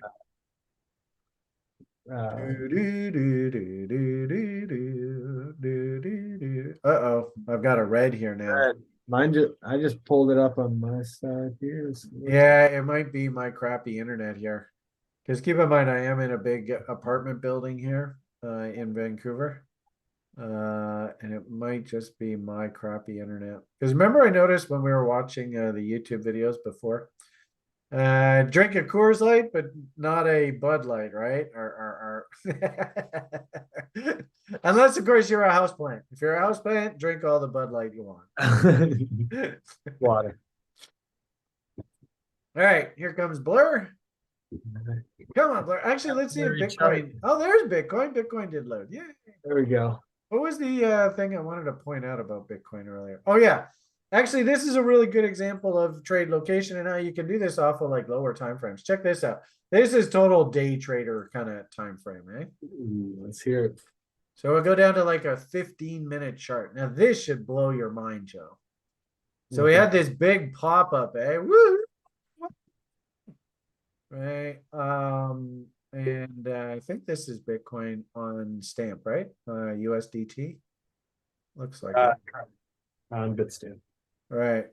Now, look what happens when I draw our magic fib tool from this low all the way up to this high.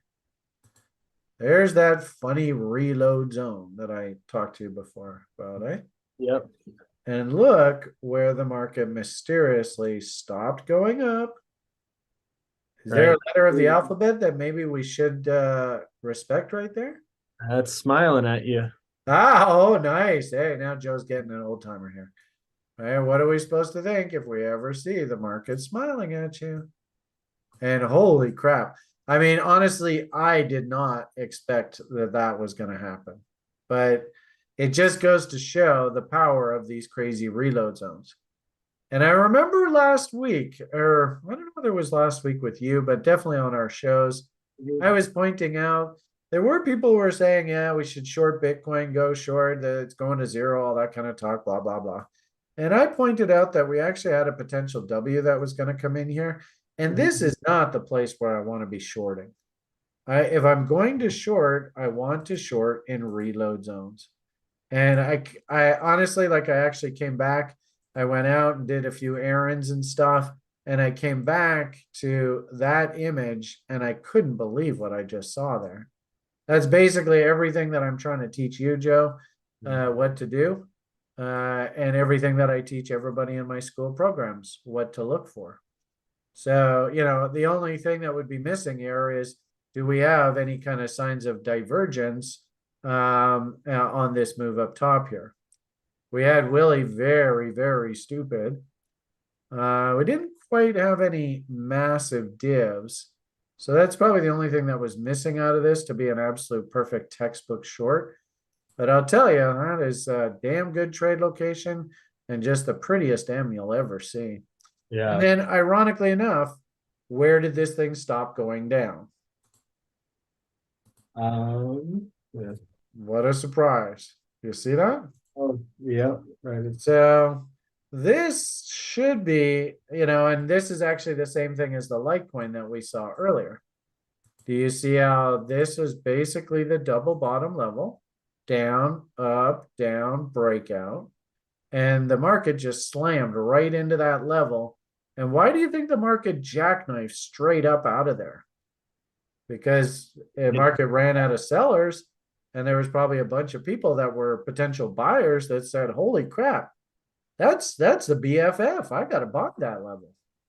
And sure enough, boom, back up she goes. Isn't that remarkable? That really is. It's It blows stunning. my mind that like each week we've seen something like on the charts. I'm like, that blows my mind. Yeah, well, and that's my job. Half my job is just for you to go, wow, I can't believe if you just understand what's going on here, this stuff is actually kind of predictable. We don't want to get into the business of making predictions, right? That's super important.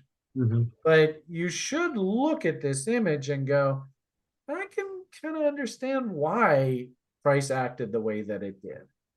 And then we want to get you ultimately to the point where you go, I've seen the market smile at me so many damn times in the past, and I don't know whether you're aware, but can you see how there's a smile within a smile up here? So this is like the ultimate trade setup here for a guy like me. So can you see how there's a cute little smile right in here? Okay.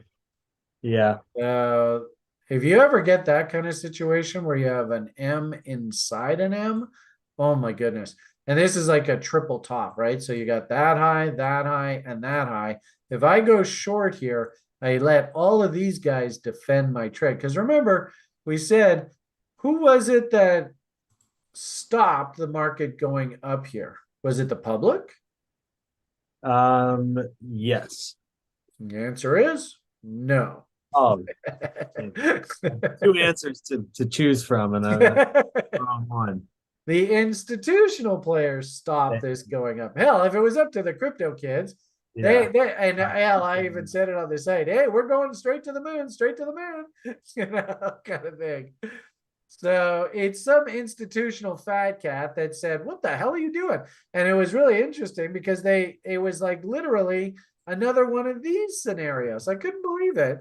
And it's quite remarkable how often this is happening, which I suppose is a sign unto itself. But this last cycle in Bitcoin, if I'm not mistaken, there was, this low right here was a social media influencer freaked the whole community out by saying that, CZ was going to be indicted and all that kind of talk. Yeah.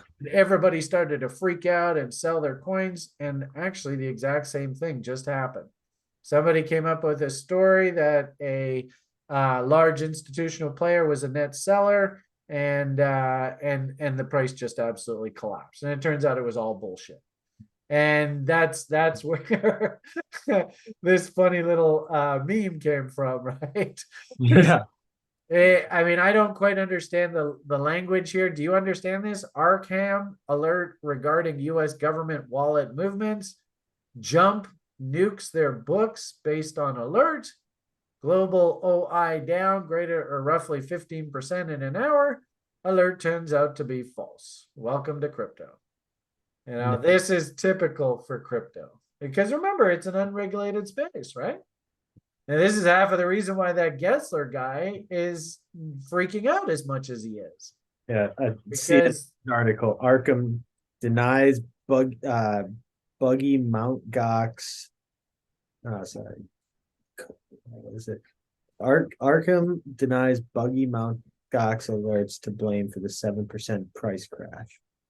so the point here is, I think what's happened here, and this is just going to be a bit of an aside, but I think that the S&P 500 is going through the process of making a massive head and shoulders top pattern. And I think Bitcoin is too. Gotcha. And somebody saw this big run up and was like, whoa, whoa, whoa, what the hell are you doing there? And I actually think, whether it be Joey Diamond and all his crooks over there at one particular institution, or, Goldman Sachs and all their crooks over there, this is an unregulated space. I mean, have you seen who the guy who was actually the mastermind behind FTX? Have you ever seen that guy? Not SBF. SBF was just a pawn. Mm-hmm. I don't know whether you've seen the guy who actually ran the show behind the scenes. He was actually notorious crook in online poker. And he stole a lot of money. Well, steal is a tough word, right? People go and play online poker and they don't realize that the guys who actually built the software actually had back doors and they could see all their cards at any given point in time. Yeah. I mean, what a scam, eh? So that was the guy who was the mastermind behind FTX and the whole scam. Sam Bankman-Friedman, he was just a puppet. So anyway, so the same sort of thing, but this is an unregulated space. So don't be surprised to see that kind of action. All right. Yeah. Anyway, so back to our story here. All right, so you're interested in this name called Blur. I can't really do FA off of this conversation stream. I mean, I suppose we could. It would talk, we'd probably actually, I'd be curious, do you guys do any sort of FA sort of this is how many coins are out, this is where the key wallets are, anything like that on Coinigy? So if you click on the right side, get in the top right corner, up just a little, yeah, that button, the data, go to Insights, Cool. the Insights tab. There you There go. we go. All right, good. So, um, looks like they don't have any events and stuff, but yeah, you can see like the available supply and the market cap there. Cool. And we have the aggregated news feed of pretty much all the major news articles or publishers in the crypto space. So anything that mentions Blur, you can find it there. All right, and so very quickly we can see that this is part of the NFT space. OpenSea was a very popular NFT minting site last cycle, so Blur wants to basically be direct competition with them. So that's kind of cool. DWF Labs, more than $200 million in deal. Blur, what investing means. I'm not quite sure what that means. Yeah. So you can do a little bit of due diligence here. I like that. That's cool to see. Right on. I get a little bit worried when I see these kind of numbers here. What is this? 431 million coins out. Is that right? That's a pretty big number. Um, at any given point in time, I always like to ask, what is the value of one of these coins? As I said, with POW, it's kind of easier because there is a quote unquote cost of production. With the POS coins, I'm getting the feeling that this is a POS coin. If it is POW, please correct me. But if it's POS, it's awfully difficult to figure out what the value of one of these coins is. It's almost like what is the value of using this chain? So if a lot of people are out there printing NFTs and they're super popular and they have to use this platform to mint them, well, then that's like a sentiment vote, right? And if Snoop Doggy Dog is coming in and he's getting all jazzed about NFTs and all that crap, and you get all the people in the rap industry and stuff. It's so sad at the top of the market there in 21. There were so many, you got to be careful with the words that you use here. Yeah.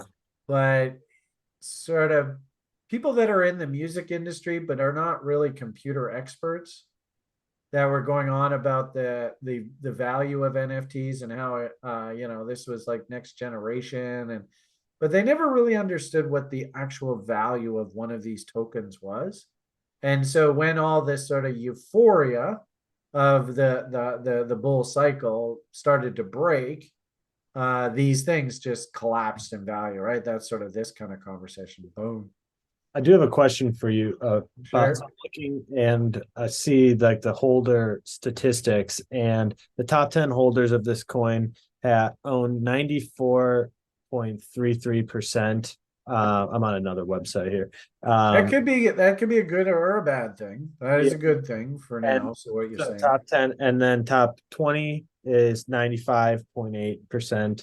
Top 50 is 97%, and then top 100 is 98. So with when the top holders of a specific currency is that high, is that like, I don't know, should you be a little more worried some about that project? My number one question would be, where are they long this thing? Where are they what? Um, where are they owners of this asset? What is their cost basis? Okay. So, like in the stock market, a lot of people, Elon Musk, right? How did he make all his money in Tesla? He actually was given stock options on like basically a quarterly basis. And Okay. every time Tesla stock hit certain milestones, he would be granted more and more stock options called options to directors. Mhm. And those options have a strike price, or basically you get to buy the stock at this price. And I think his average cost on the Tesla stock options is about $6. And you see where Tesla stock is, right? Yeah. So he did very, very well. Um, so if I'm ever trying to figure out what value is, I like to hear that insiders are long. That's a good sign. And when I say long, that's the industry jargon for they own the asset long. Mhm. And if they are going to the market and borrow the asset and then sell it into the marketplace, they call that being short. So what I want to know at any given point in time, if I'm making a serious investment decision, a rational investment decision, I want to know where the insiders are long. And I like the fact that you say that the insiders are long, Mhm. but I want to try and be long from the same price that they're long from. So if price is substantially higher than those levels, then that bothers me immensely. Because if there's any sort of question to the story, they might sell and take profits, and they might be selling actually into my buy orders. That would suck. And I don't want to see that. Mhm. I want to see that actually the insiders are buying, and I want to see that the price that they're paying for the asset, I'm actually long from lower than where they're long. That's what I want to see. So I don't know whether does that help answer your question? Yes, it does. Yeah, it's very difficult to find this stuff out in crypto. I'm not going to sugarcoat it. It's very difficult. So I've only seen outright sort of insider commentary on maybe about 2 or 3 names in like the 5, 10 years that I've been in this space. So it's not easy information to find. I mean, where is Satoshi long Bitcoins? Zero? Yeah. What was the Genesis block? You know, is that where he got issued his coins? Interesting. I don't know whether this is the first day of trading for this asset. I have no idea. And this is often a bit of a danger with things like crypto. And especially if we're talking like junior stock market, Yeah. was this listed on some other market and then it just nothing more than being listed on Coinbase created this huge pump. And of course, the day that it's listed on Coinbase, do you think Coinbase has got some? Are they incentivized to pump this thing up and then sell into the rally? And oh, what a coincidence. Do you see the price that this thing came to market at? 65 cents. At roughly what price do you think insiders would be selling at based on everything that I've taught you so far? So they're long from 65 cents. Can anybody on YouTube help them out? All 7 people watching? Well, 65 cents. So where they would want to sell? Yes. Yeah. How One. much would they want to sell? That's your big hint. So all right. So at like 130. All right. And where did this thing stop rallying? Yeah. I was 139.20. Yeah. Do you Okay. think that's an accident? Nope. So when I look at a chart like this, what I see is Coinbase listed this thing. Obviously, Coinbase got a whole bunch of coins down in this area down here, right? I guess I can't write there. Anyway, down in here. And who do you think was selling up here? All right, unregulated space. Do Yeah. they even have to report? No. And this is the sketchy part about crypto. Unfortunately, who do you think was buying up here? Who buys up markets? Yeah. Institutions. Wrong. Nice try. You got that wrong twice in a row. Oh, okay. I thought you were asking me the same question. Who buys up there is yes, it is, but it's the institutions buy. Who's buying up Yeah. here? Yeah. All right.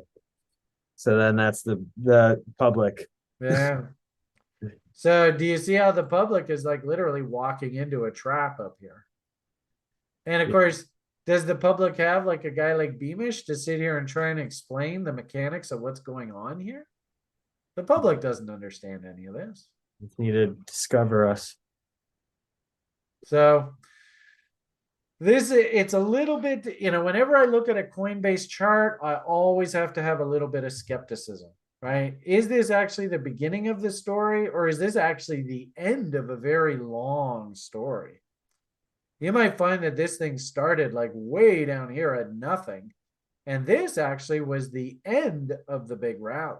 I don't know. Can't comment on that. I tried to look farther back and just looked on Coin Market Cap, and it looks like it started at $5 on basically Valentine's Day, and then it immediately plummeted to Oh, really? Well, it's yeah. even So worse. it's So their starting price was at 5, and it immediately went down to like 60 cents. 50 cents. Yeah, to 60 cents. So it You started. might even find that this event actually was the catalyst that stopped the bleeding. Yeah, Then they got a whole bunch of the public to come in and buy this just because of the Coinbase listing. And then we had to roll over and come right back down. And can you see? I mean, what letter of the alphabet do you see here? This is what you have to see to actually believe that, you know what? Maybe we actually do have a bottom forming here. Can you see the W's? I see that. So that's a good sign, right? The fact that we went and confirmed this W right there, that's a good sign. I mean, and it shouldn't surprise us because I have a feeling that Coinbase was probably issued a bunch of coins down in here, almost like, you don't want to use the term bribery, but it's very close to that in this space. I mean, there's a very fine line between ethics in venture capital. Very, very fine line. So bribery, extortion. There's a number of terms that you could use, but I do believe that Coinbase engineered this rally, and I don't think it's an accident that this thing stopped at exactly double that price. I don't think that's an accident one bit. Yeah. The fact that it's come down here now and put in this beautiful bottom, and remember what year it is. This is the year for crypto to bottom. I like the idea. It would be interesting to go through and do some fundamental metrics to try and figure out what value is on this thing. I would also say too that technically speaking, this doesn't look too bad. I don't know whether I don't think I have enough data here to really make an informed technical decision. But what I will say is, W's are good. This thing won't be a short now until we actually M out below this trend line. That doesn't mean it can't go down, right? You might find that they pull a nice FU here. Remember, it's May, June. This is a tough time for crypto anyway. And we might come down here. Remember, I said earlier, candle body lows for trade location. That looks like an interesting sort of unresolved level down there. So it's tough to say whether this thing's actually officially turned the corner yet, but it's showing a lot of positives. Momentum, yeah, kind of, it's a little bit sort of just meh. It's not really momentum. There is no bull div here, right? We don't really, Willie's sort of sitting right in the middle of the range. It's not really oversold. It's not really overbought. It's just meh. So it's not really like I'm getting a huge signal here. Oh my God, you have to go in and buy this thing. Yeah. Having said that, we have a risk taker on the site. Specifically, remember I said if you're like a lawyer or an accountant or you're chasing skirts over there in Southern Europe and you don't really want to have to be looking at the screen 24/7, we have a risk taker in the educational program. I used to have clients like this. I used to call them little old ladies, where they're busy playing canasta, they're busy playing bridge, they're out in the garden gardening, whatever. They do not want a call from me saying, "Oh, well, we just got stopped out. You lost a bunch of money." They do never want to have that call. So then it's really a function of how much of your portfolio are you going to put at risk in a name to make sure that even if it does go down, you don't ever have to have that call that, "Oh, we got stopped out and you lost a bunch of money." You can have well, we bought a name and it's gone down quite a bit, but we're still long and we're just sitting there and we're just waiting for the company to get its act together. So there are different risk taker models that you can use to participate in a name like this. I would simply say that if you are a trader and you do have the time to set alerts and all that kind of fun conversation, I think this bottom here is tradable. You buy this double bottom breakout and you risk to a break of these lows. And that's probably, like I said, if this thing falls apart, it looks something like that. But that's an assumption and it has not happened yet. Right now, it looks to me like we put in this W, which is good. W's are bullish. We're supposed to risk against these lows, and all they did was they just brought the market back to the trend line, which is pretty normal. If somebody was like, "Brian, I'm willing to step in and I will buy this level and I will risk to a break of that low," that's a pretty small risk window. There's nothing wrong with that. You're buying against the bottom end of the range. What do you think the odds are that this is a reload zone? I'd say probably pretty good. Yeah. So remember, what was the thing that I said that we started off this conversation with? What was my number one job in this space? You remember? Number one job. What was it that I sort of gave myself as a job that I have to try and get the public to stop doing? The answer I was looking for is buying up markets. Okay. Right? Chasing. Somebody who comes in and buys that up there, I haven't done my job. If I can get somebody to be patient and disciplined, wait for the trend line tag, we can change this to a line chart and go, where's lines? It's this one. What letter of the alphabet does that kind of look like? W. Yeah. And it's not a terrible trade location.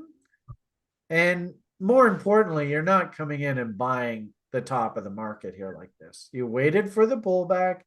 You waited for the reload zone test. And then, like we said earlier, maybe you drill down lower time frame. You look for indicator confirmation, nice W's in your indicators. I don't know whether I necessarily like this price. I love this price down in here. And of course, there's Brian's favorite fib, 78.6. And, here's a whole bunch of candle body lows for trade location. You've heard me talk about that tonight. Yep. I really don't mind the idea of taking a shot down in this area. Don't mind that at all. If you are the type of person that you're too busy to be watching the screen 24/7 and doing alerts, then that's fine. You've got to take little old lady approach to risk management. If you fancy yourself a trader, I have no problem. Really in this particular case, I don't really have a problem if you would we can go down for fun. Let's see if this works. There's the hourly chart, and can you see the letters of the alphabet Brian likes? Now this is lower time frame. So now we're talking to the traders, but do you see down, up, down, breakout? Yep. I'm going to buy that W. I'm going to risk to a break of this low. And you can see those lows were never taken out. Look at this W over here. Oh, my sexy sex. That is the trade right there as far as I'm concerned. So that's 60 cents. Interesting. Even on this massive dump, notice they couldn't take out these lows, could they? Now, if we think institutional fingerprint, right? You can make an argument that an institutional player that put the bottom in the market, this is a fingerprint. This is a really big fingerprint. This is a fingerprint. Okay. This down here, I think that's the lowest low there. That's a fingerprint. This is a fingerprint. So you tell me, if Yeah. I can force myself to try and buy into all of these fingerprints, is that setting myself up for success?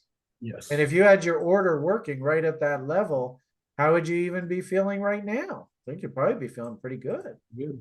Right? If you just had your order working at that level right there, what is that, 59? You know, this is where using your site, and this is a module in our education program, if we can use your site to actually identify notches in the profile and look for icebergs down in this area, oh, that's total next level shit. Okay. I think, I don't know whether you heard me talk about price gaps earlier. I've said it a few times tonight. Uh-huh. You see how there's a big old price gap on this chart right there.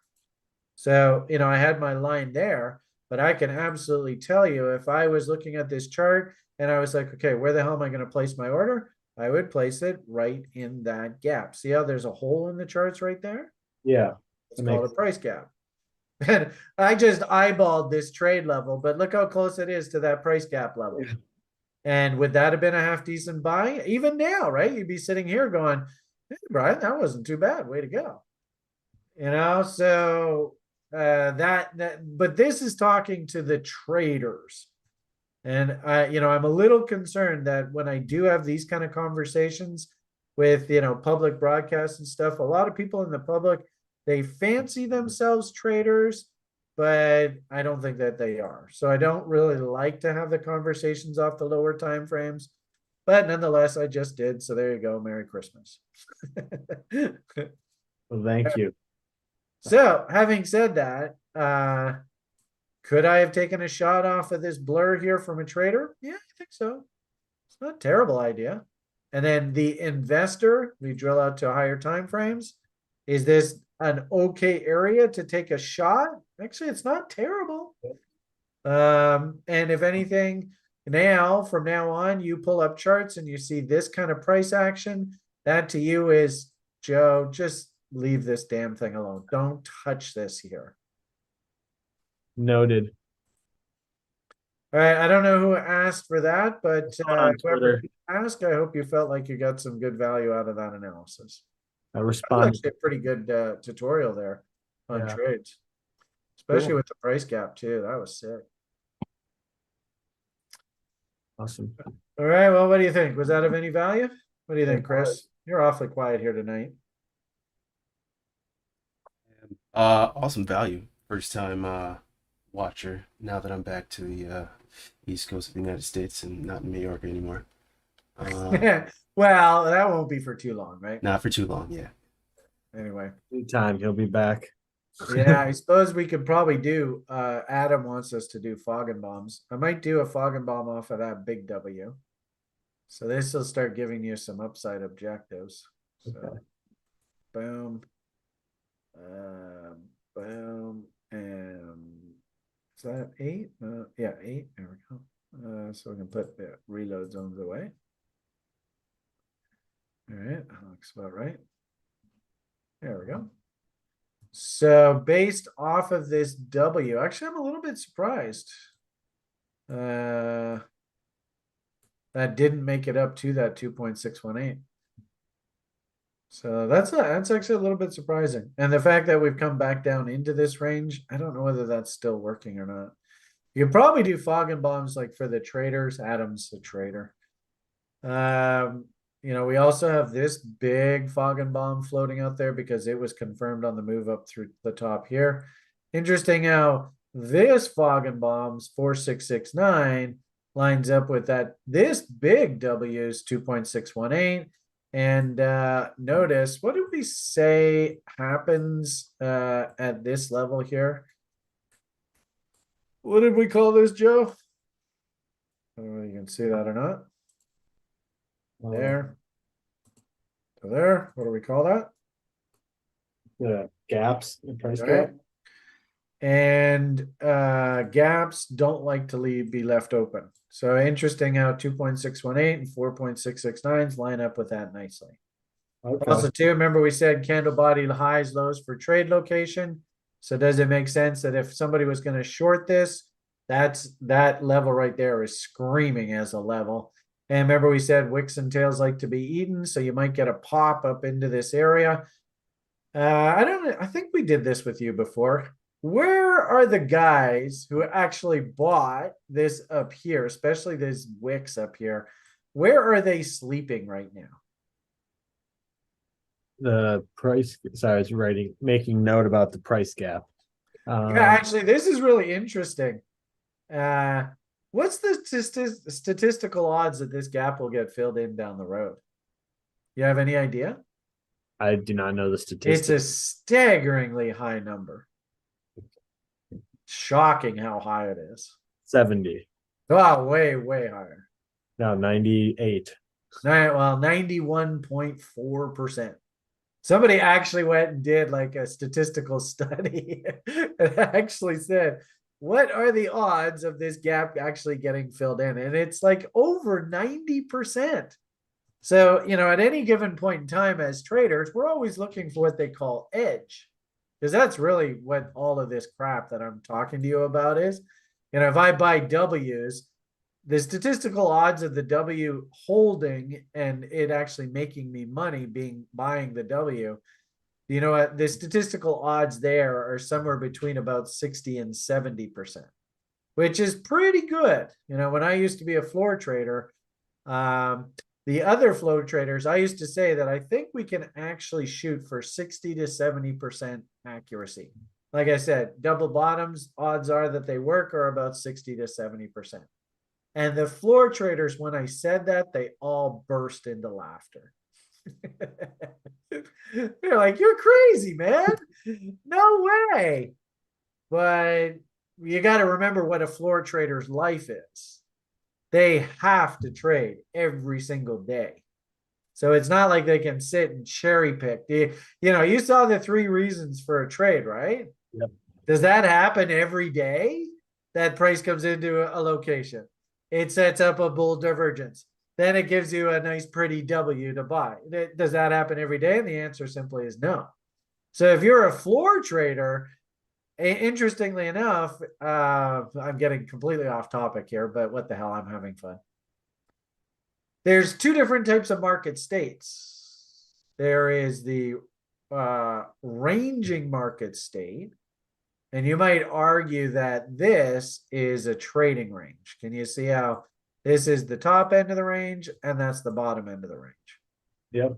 And we're just going back and forth, back and forth. Turns out markets actually do this about 70 to 80% of the time. That's a big number. They only trend like this, right? And this is a downtrend. This is an uptrend. Can you now see what we were talking about with venture capital? I mean, is it normal that assets should like double in like how many days? This is a daily price chart. 1, 2, 3, 4, 5 days, an asset doubles in value. Does that happen every day? No. No, in fact, actually, it's very rare. But it does happen in venture capital a lot because number one, the asset's very thin. It's usually highly controlled. Like you said, 90 some odd percent of all the coins are just held by a few insiders, right? Yeah. So it's often highly manipulated. It's often touted. But this is actually a really good anecdote of venture capital. Goes straight up like a rocket and straight down. So that's very typical of venture cap. So anyway, point of the matter here is, and you can kind of see, right? You can see that this is about 20% of this entire price chart. Right. And this is like 70 to 80%. It's not really, it's not bad. It looks like about 2080. You see the difference? Yeah. So most of the time the market spends actually ranging. So that we could be right there. Is that a good place to be a buyer? No, because we want to buy against the bottom end of the range. Maybe that's a good place to be a seller. Well, maybe, but we are pushing higher. Do we have any signs of bearish momentum divergence? Probably not. But on that push to new highs, then we probably do. And I think we even did show you that there was a bear div up there. So the point being that if I take my 3 reasons to justify acting, I might have to wait months for a trade. And that is the luxury of not being a day trader. Like Chris, for example, every single bloody day, he is in there taking what we call the opening range trade setup in the markets that he likes to follow. He doesn't really have the luxury of saying this is a good trade location, this is indicator confirmation, this is price structure, go. The rules are, okay, there's the first minute of trading, there's the high, there's the low, whatever way we break, go with it. And that is a very typical day trader's life, right? And interesting enough, like I said, when I told the floor traders, when I used to be a prop trader, and I used to talk to the guys right on the floor of the CME, and I would say, I don't think we could shoot for 60, 70%. They laughed because they only shoot for about 50 to 55% accurate.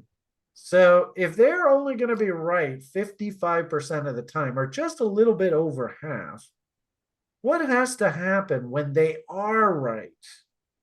And this is the key to making money as a trader. You don't want to get too wrapped up here in the, am I going to be right or wrong?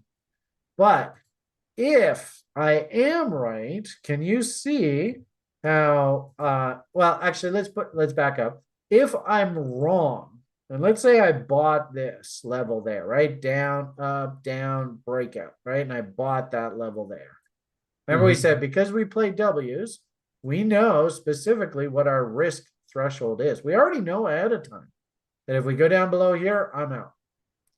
So that means I know exactly what my risk is going to be. Now, if I'm a floor trader and I have to take these trades every single day, whether I have divergence, whether I have good trade, I got to take it. What has to happen here? If I'm only expecting to be right 55% of the time, what has to happen here if I am right to me to justify actually doing this job? It's got to keep going up. See more W's. Well, be a little bit more specific. And like the whole audience, all oh, doubled our audience. Or no, we went up, what, 40, 50%? Well, hello, all you new people. But what has to happen here? This is super important. And really, Joe, if you want to learn how to be a trader, which I don't think you do, but nonetheless, I'm going to train you like you are going to be a pit trader. What has to happen here relative to the amount of risk that I'm going to take?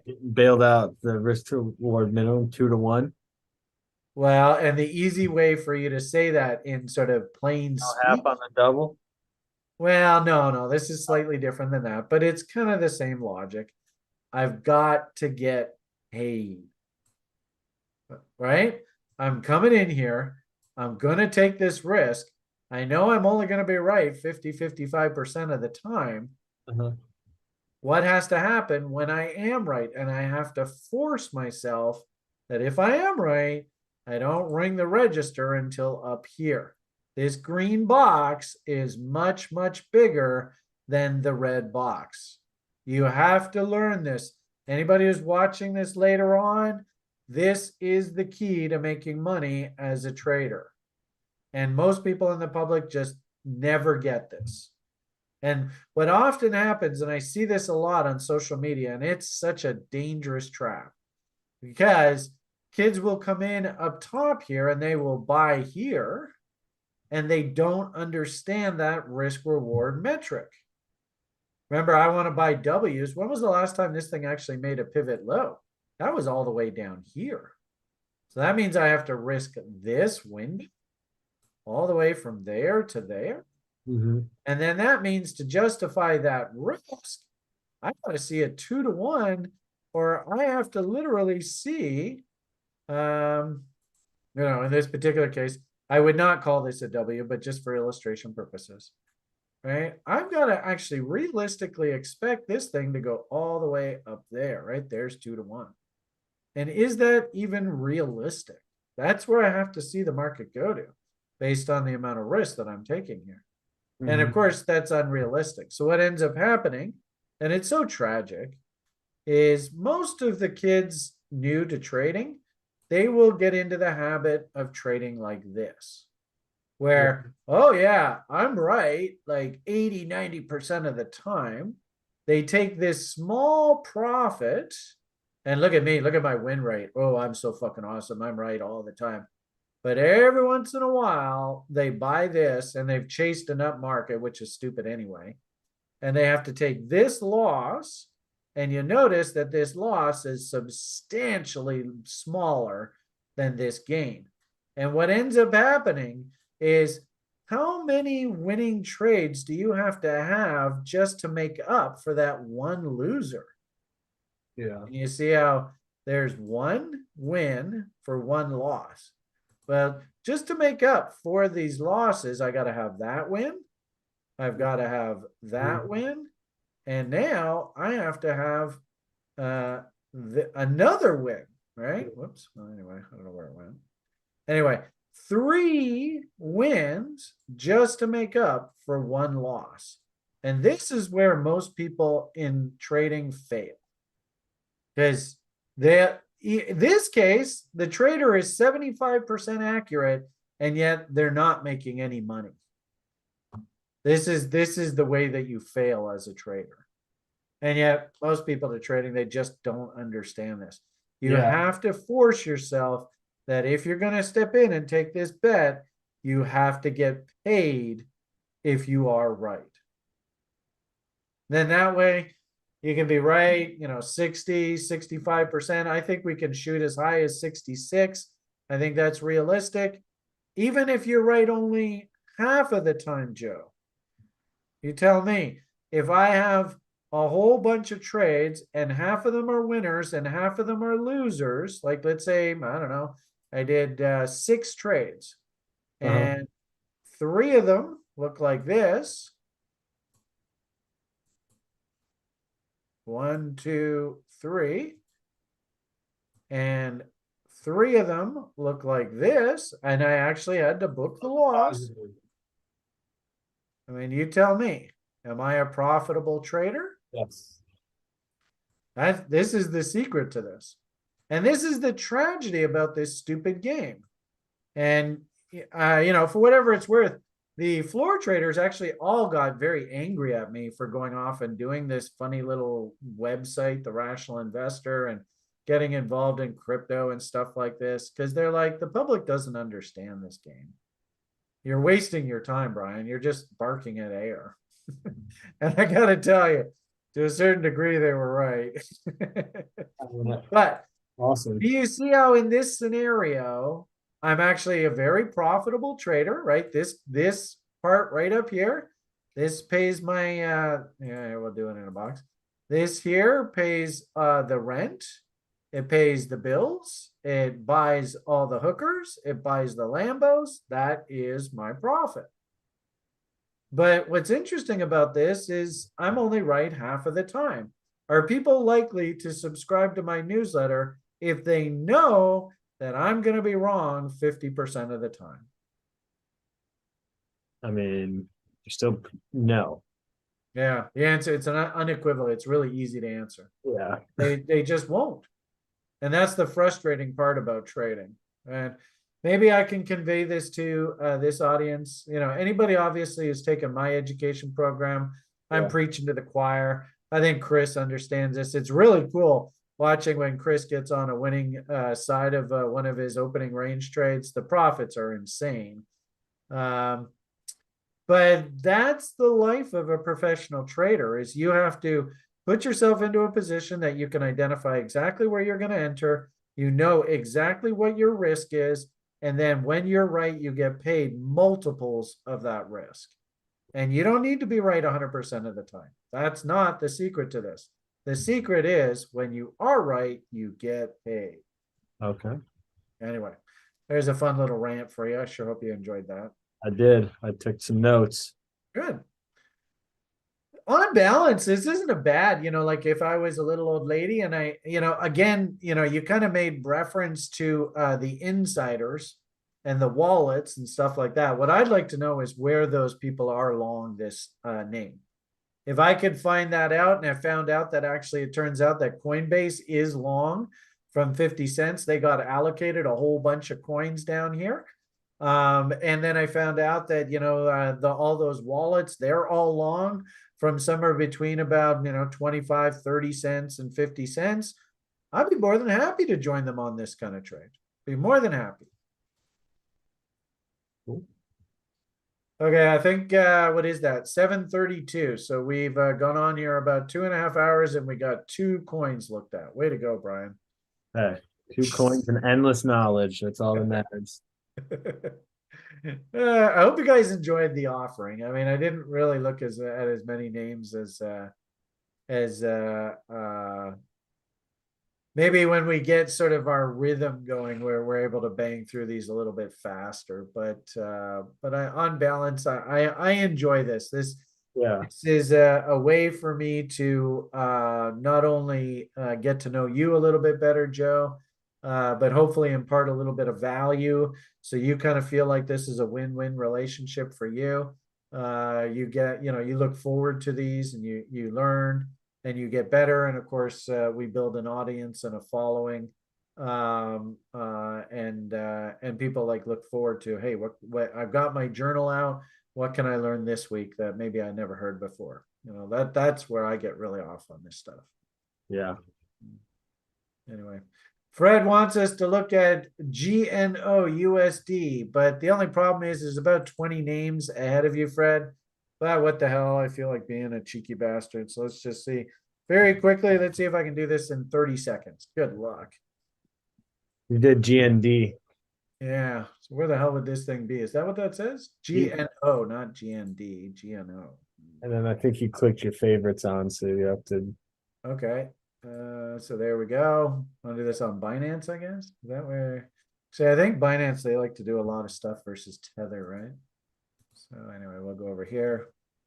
You're lucky. I'm letting you sneak in right at the very end here. All right. Very volatile. You can see top end of the range. There's a whole bunch of guys trapped on the couch. You can see when they were trapped on the couch before, market rallied into those wicks. The market released them, but then had to back away and reload. I think you can make the argument there's your double bottom right down there. So on a clothesline basis, that looks like your floor. Nice Wyckoff check there. The only problem is we're getting pretty late in the season, right? So this is the same thing. You're going to see this on a lot of cryptocurrencies right now. Little old ladies, would I have a problem with you coming in and buying some of this? Not really. Looks like a half decent idea to nibble on. The weekly trend. Have we turned back up in earnest? Yeah. A little bit. We don't quite have enough data to work with, which is a little disappointing. We should. Oh, where the hell's my 13 EMA? That's kind of weird. Let's go.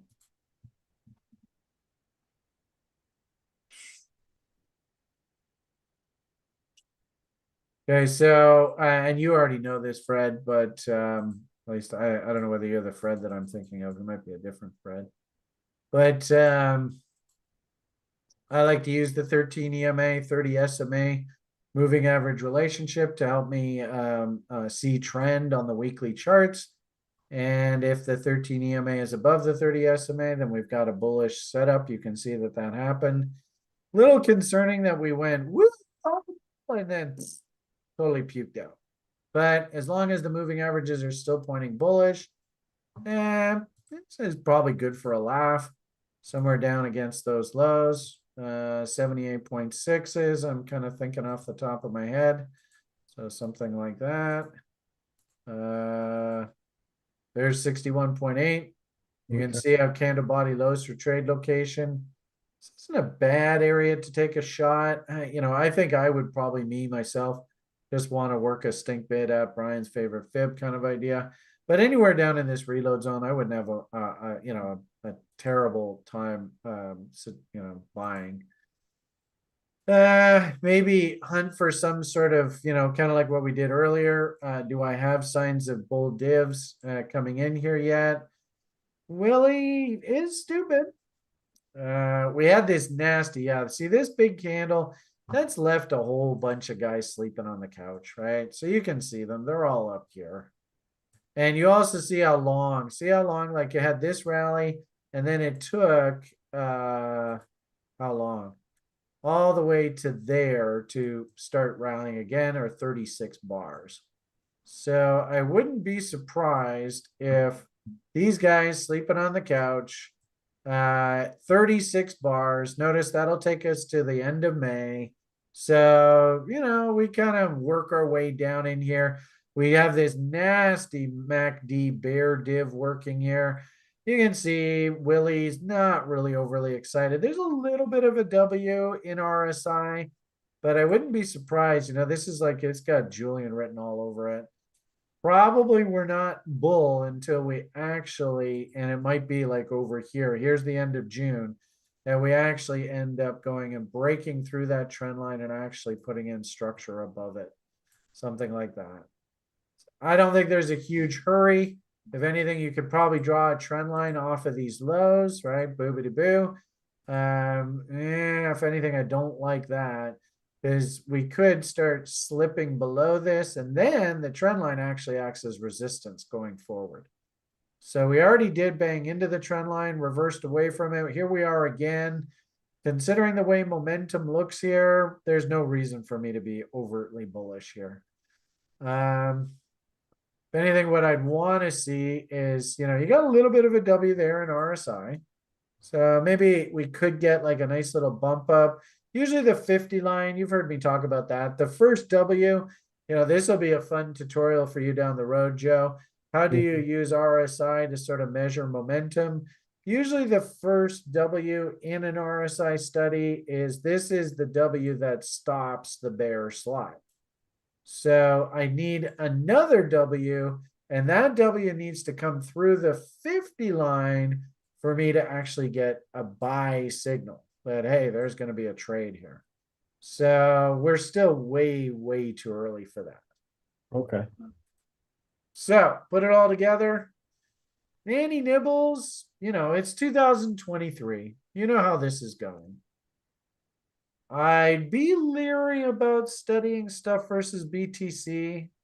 I've just found in the past, you're here to make money from trading, but if BTC goes down and GNO goes down, then you're not making any money, even though maybe GNO relative to BTC is doing better. I personally prefer to measure these things versus some sort of fiat proxy so that you can actually tell whether you're actually making any money from this or not. So having said that, maybe it outperforms. So you say it's got a bull div versus BTC, maybe it outperforms bull BTC. But that might mean that this thing just goes sideways for the next 6 months. That's definitely possible. Don't really have any buy signals here. All I'll simply say is, if you are a little old lady and you know the fundamental story and you like the fundamental story, I don't have a problem with you nibbling away, but you all know the rules about nanny nibbles and little old ladies. Probably like 0.5% of your stake, 1% of your stake, that kind of thing. And you just do it over like a 6-8 month period. So that would be my comment there. Okay, so we snuck in another name here into the end. Merry Christmas, ho, ho, ho, Happy New Year's. Well, thank you guys. And thank you, Brian, for sharing everything, all of that knowledge. Definitely learning more each week. So looking forward to kind of keeping this rolling. Cool.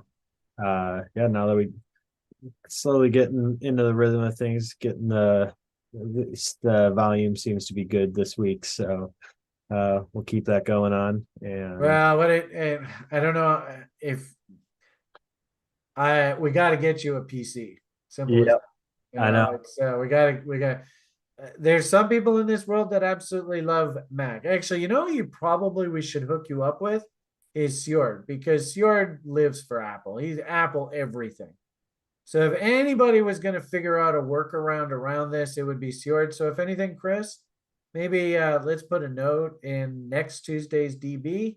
Uh, let's even get Sjord to run the OBS and have me as a participant on him running the OBS call, and let's see how he figures this out. Because if any, I mean, Sjord he's a computer genius. If there's anybody who's going to figure out how to make this work, it would be Sjord. Hey, would you agree, Chris? He knows apples backwards. Agreed. Although I did see him have a similar issue, but if anybody's going to figure it out, I think it would be Seward. Right. So, all right. So there's also thought. And if you want, Joe, like you said, you got your girlfriend. Maybe we throw OBS on her laptop and we just do the show through that, because that's probably the easiest solve for this problem. All right. Well, thank you guys, and we'll see you next week. All right. Thank you very much, everybody. Hugs and kisses. All the best. And I guess the only thing left for us to say is, Chris, you were the man here this week. You saved the show. So I think you get the privilege to take us on out of here. Bye for now. Take care.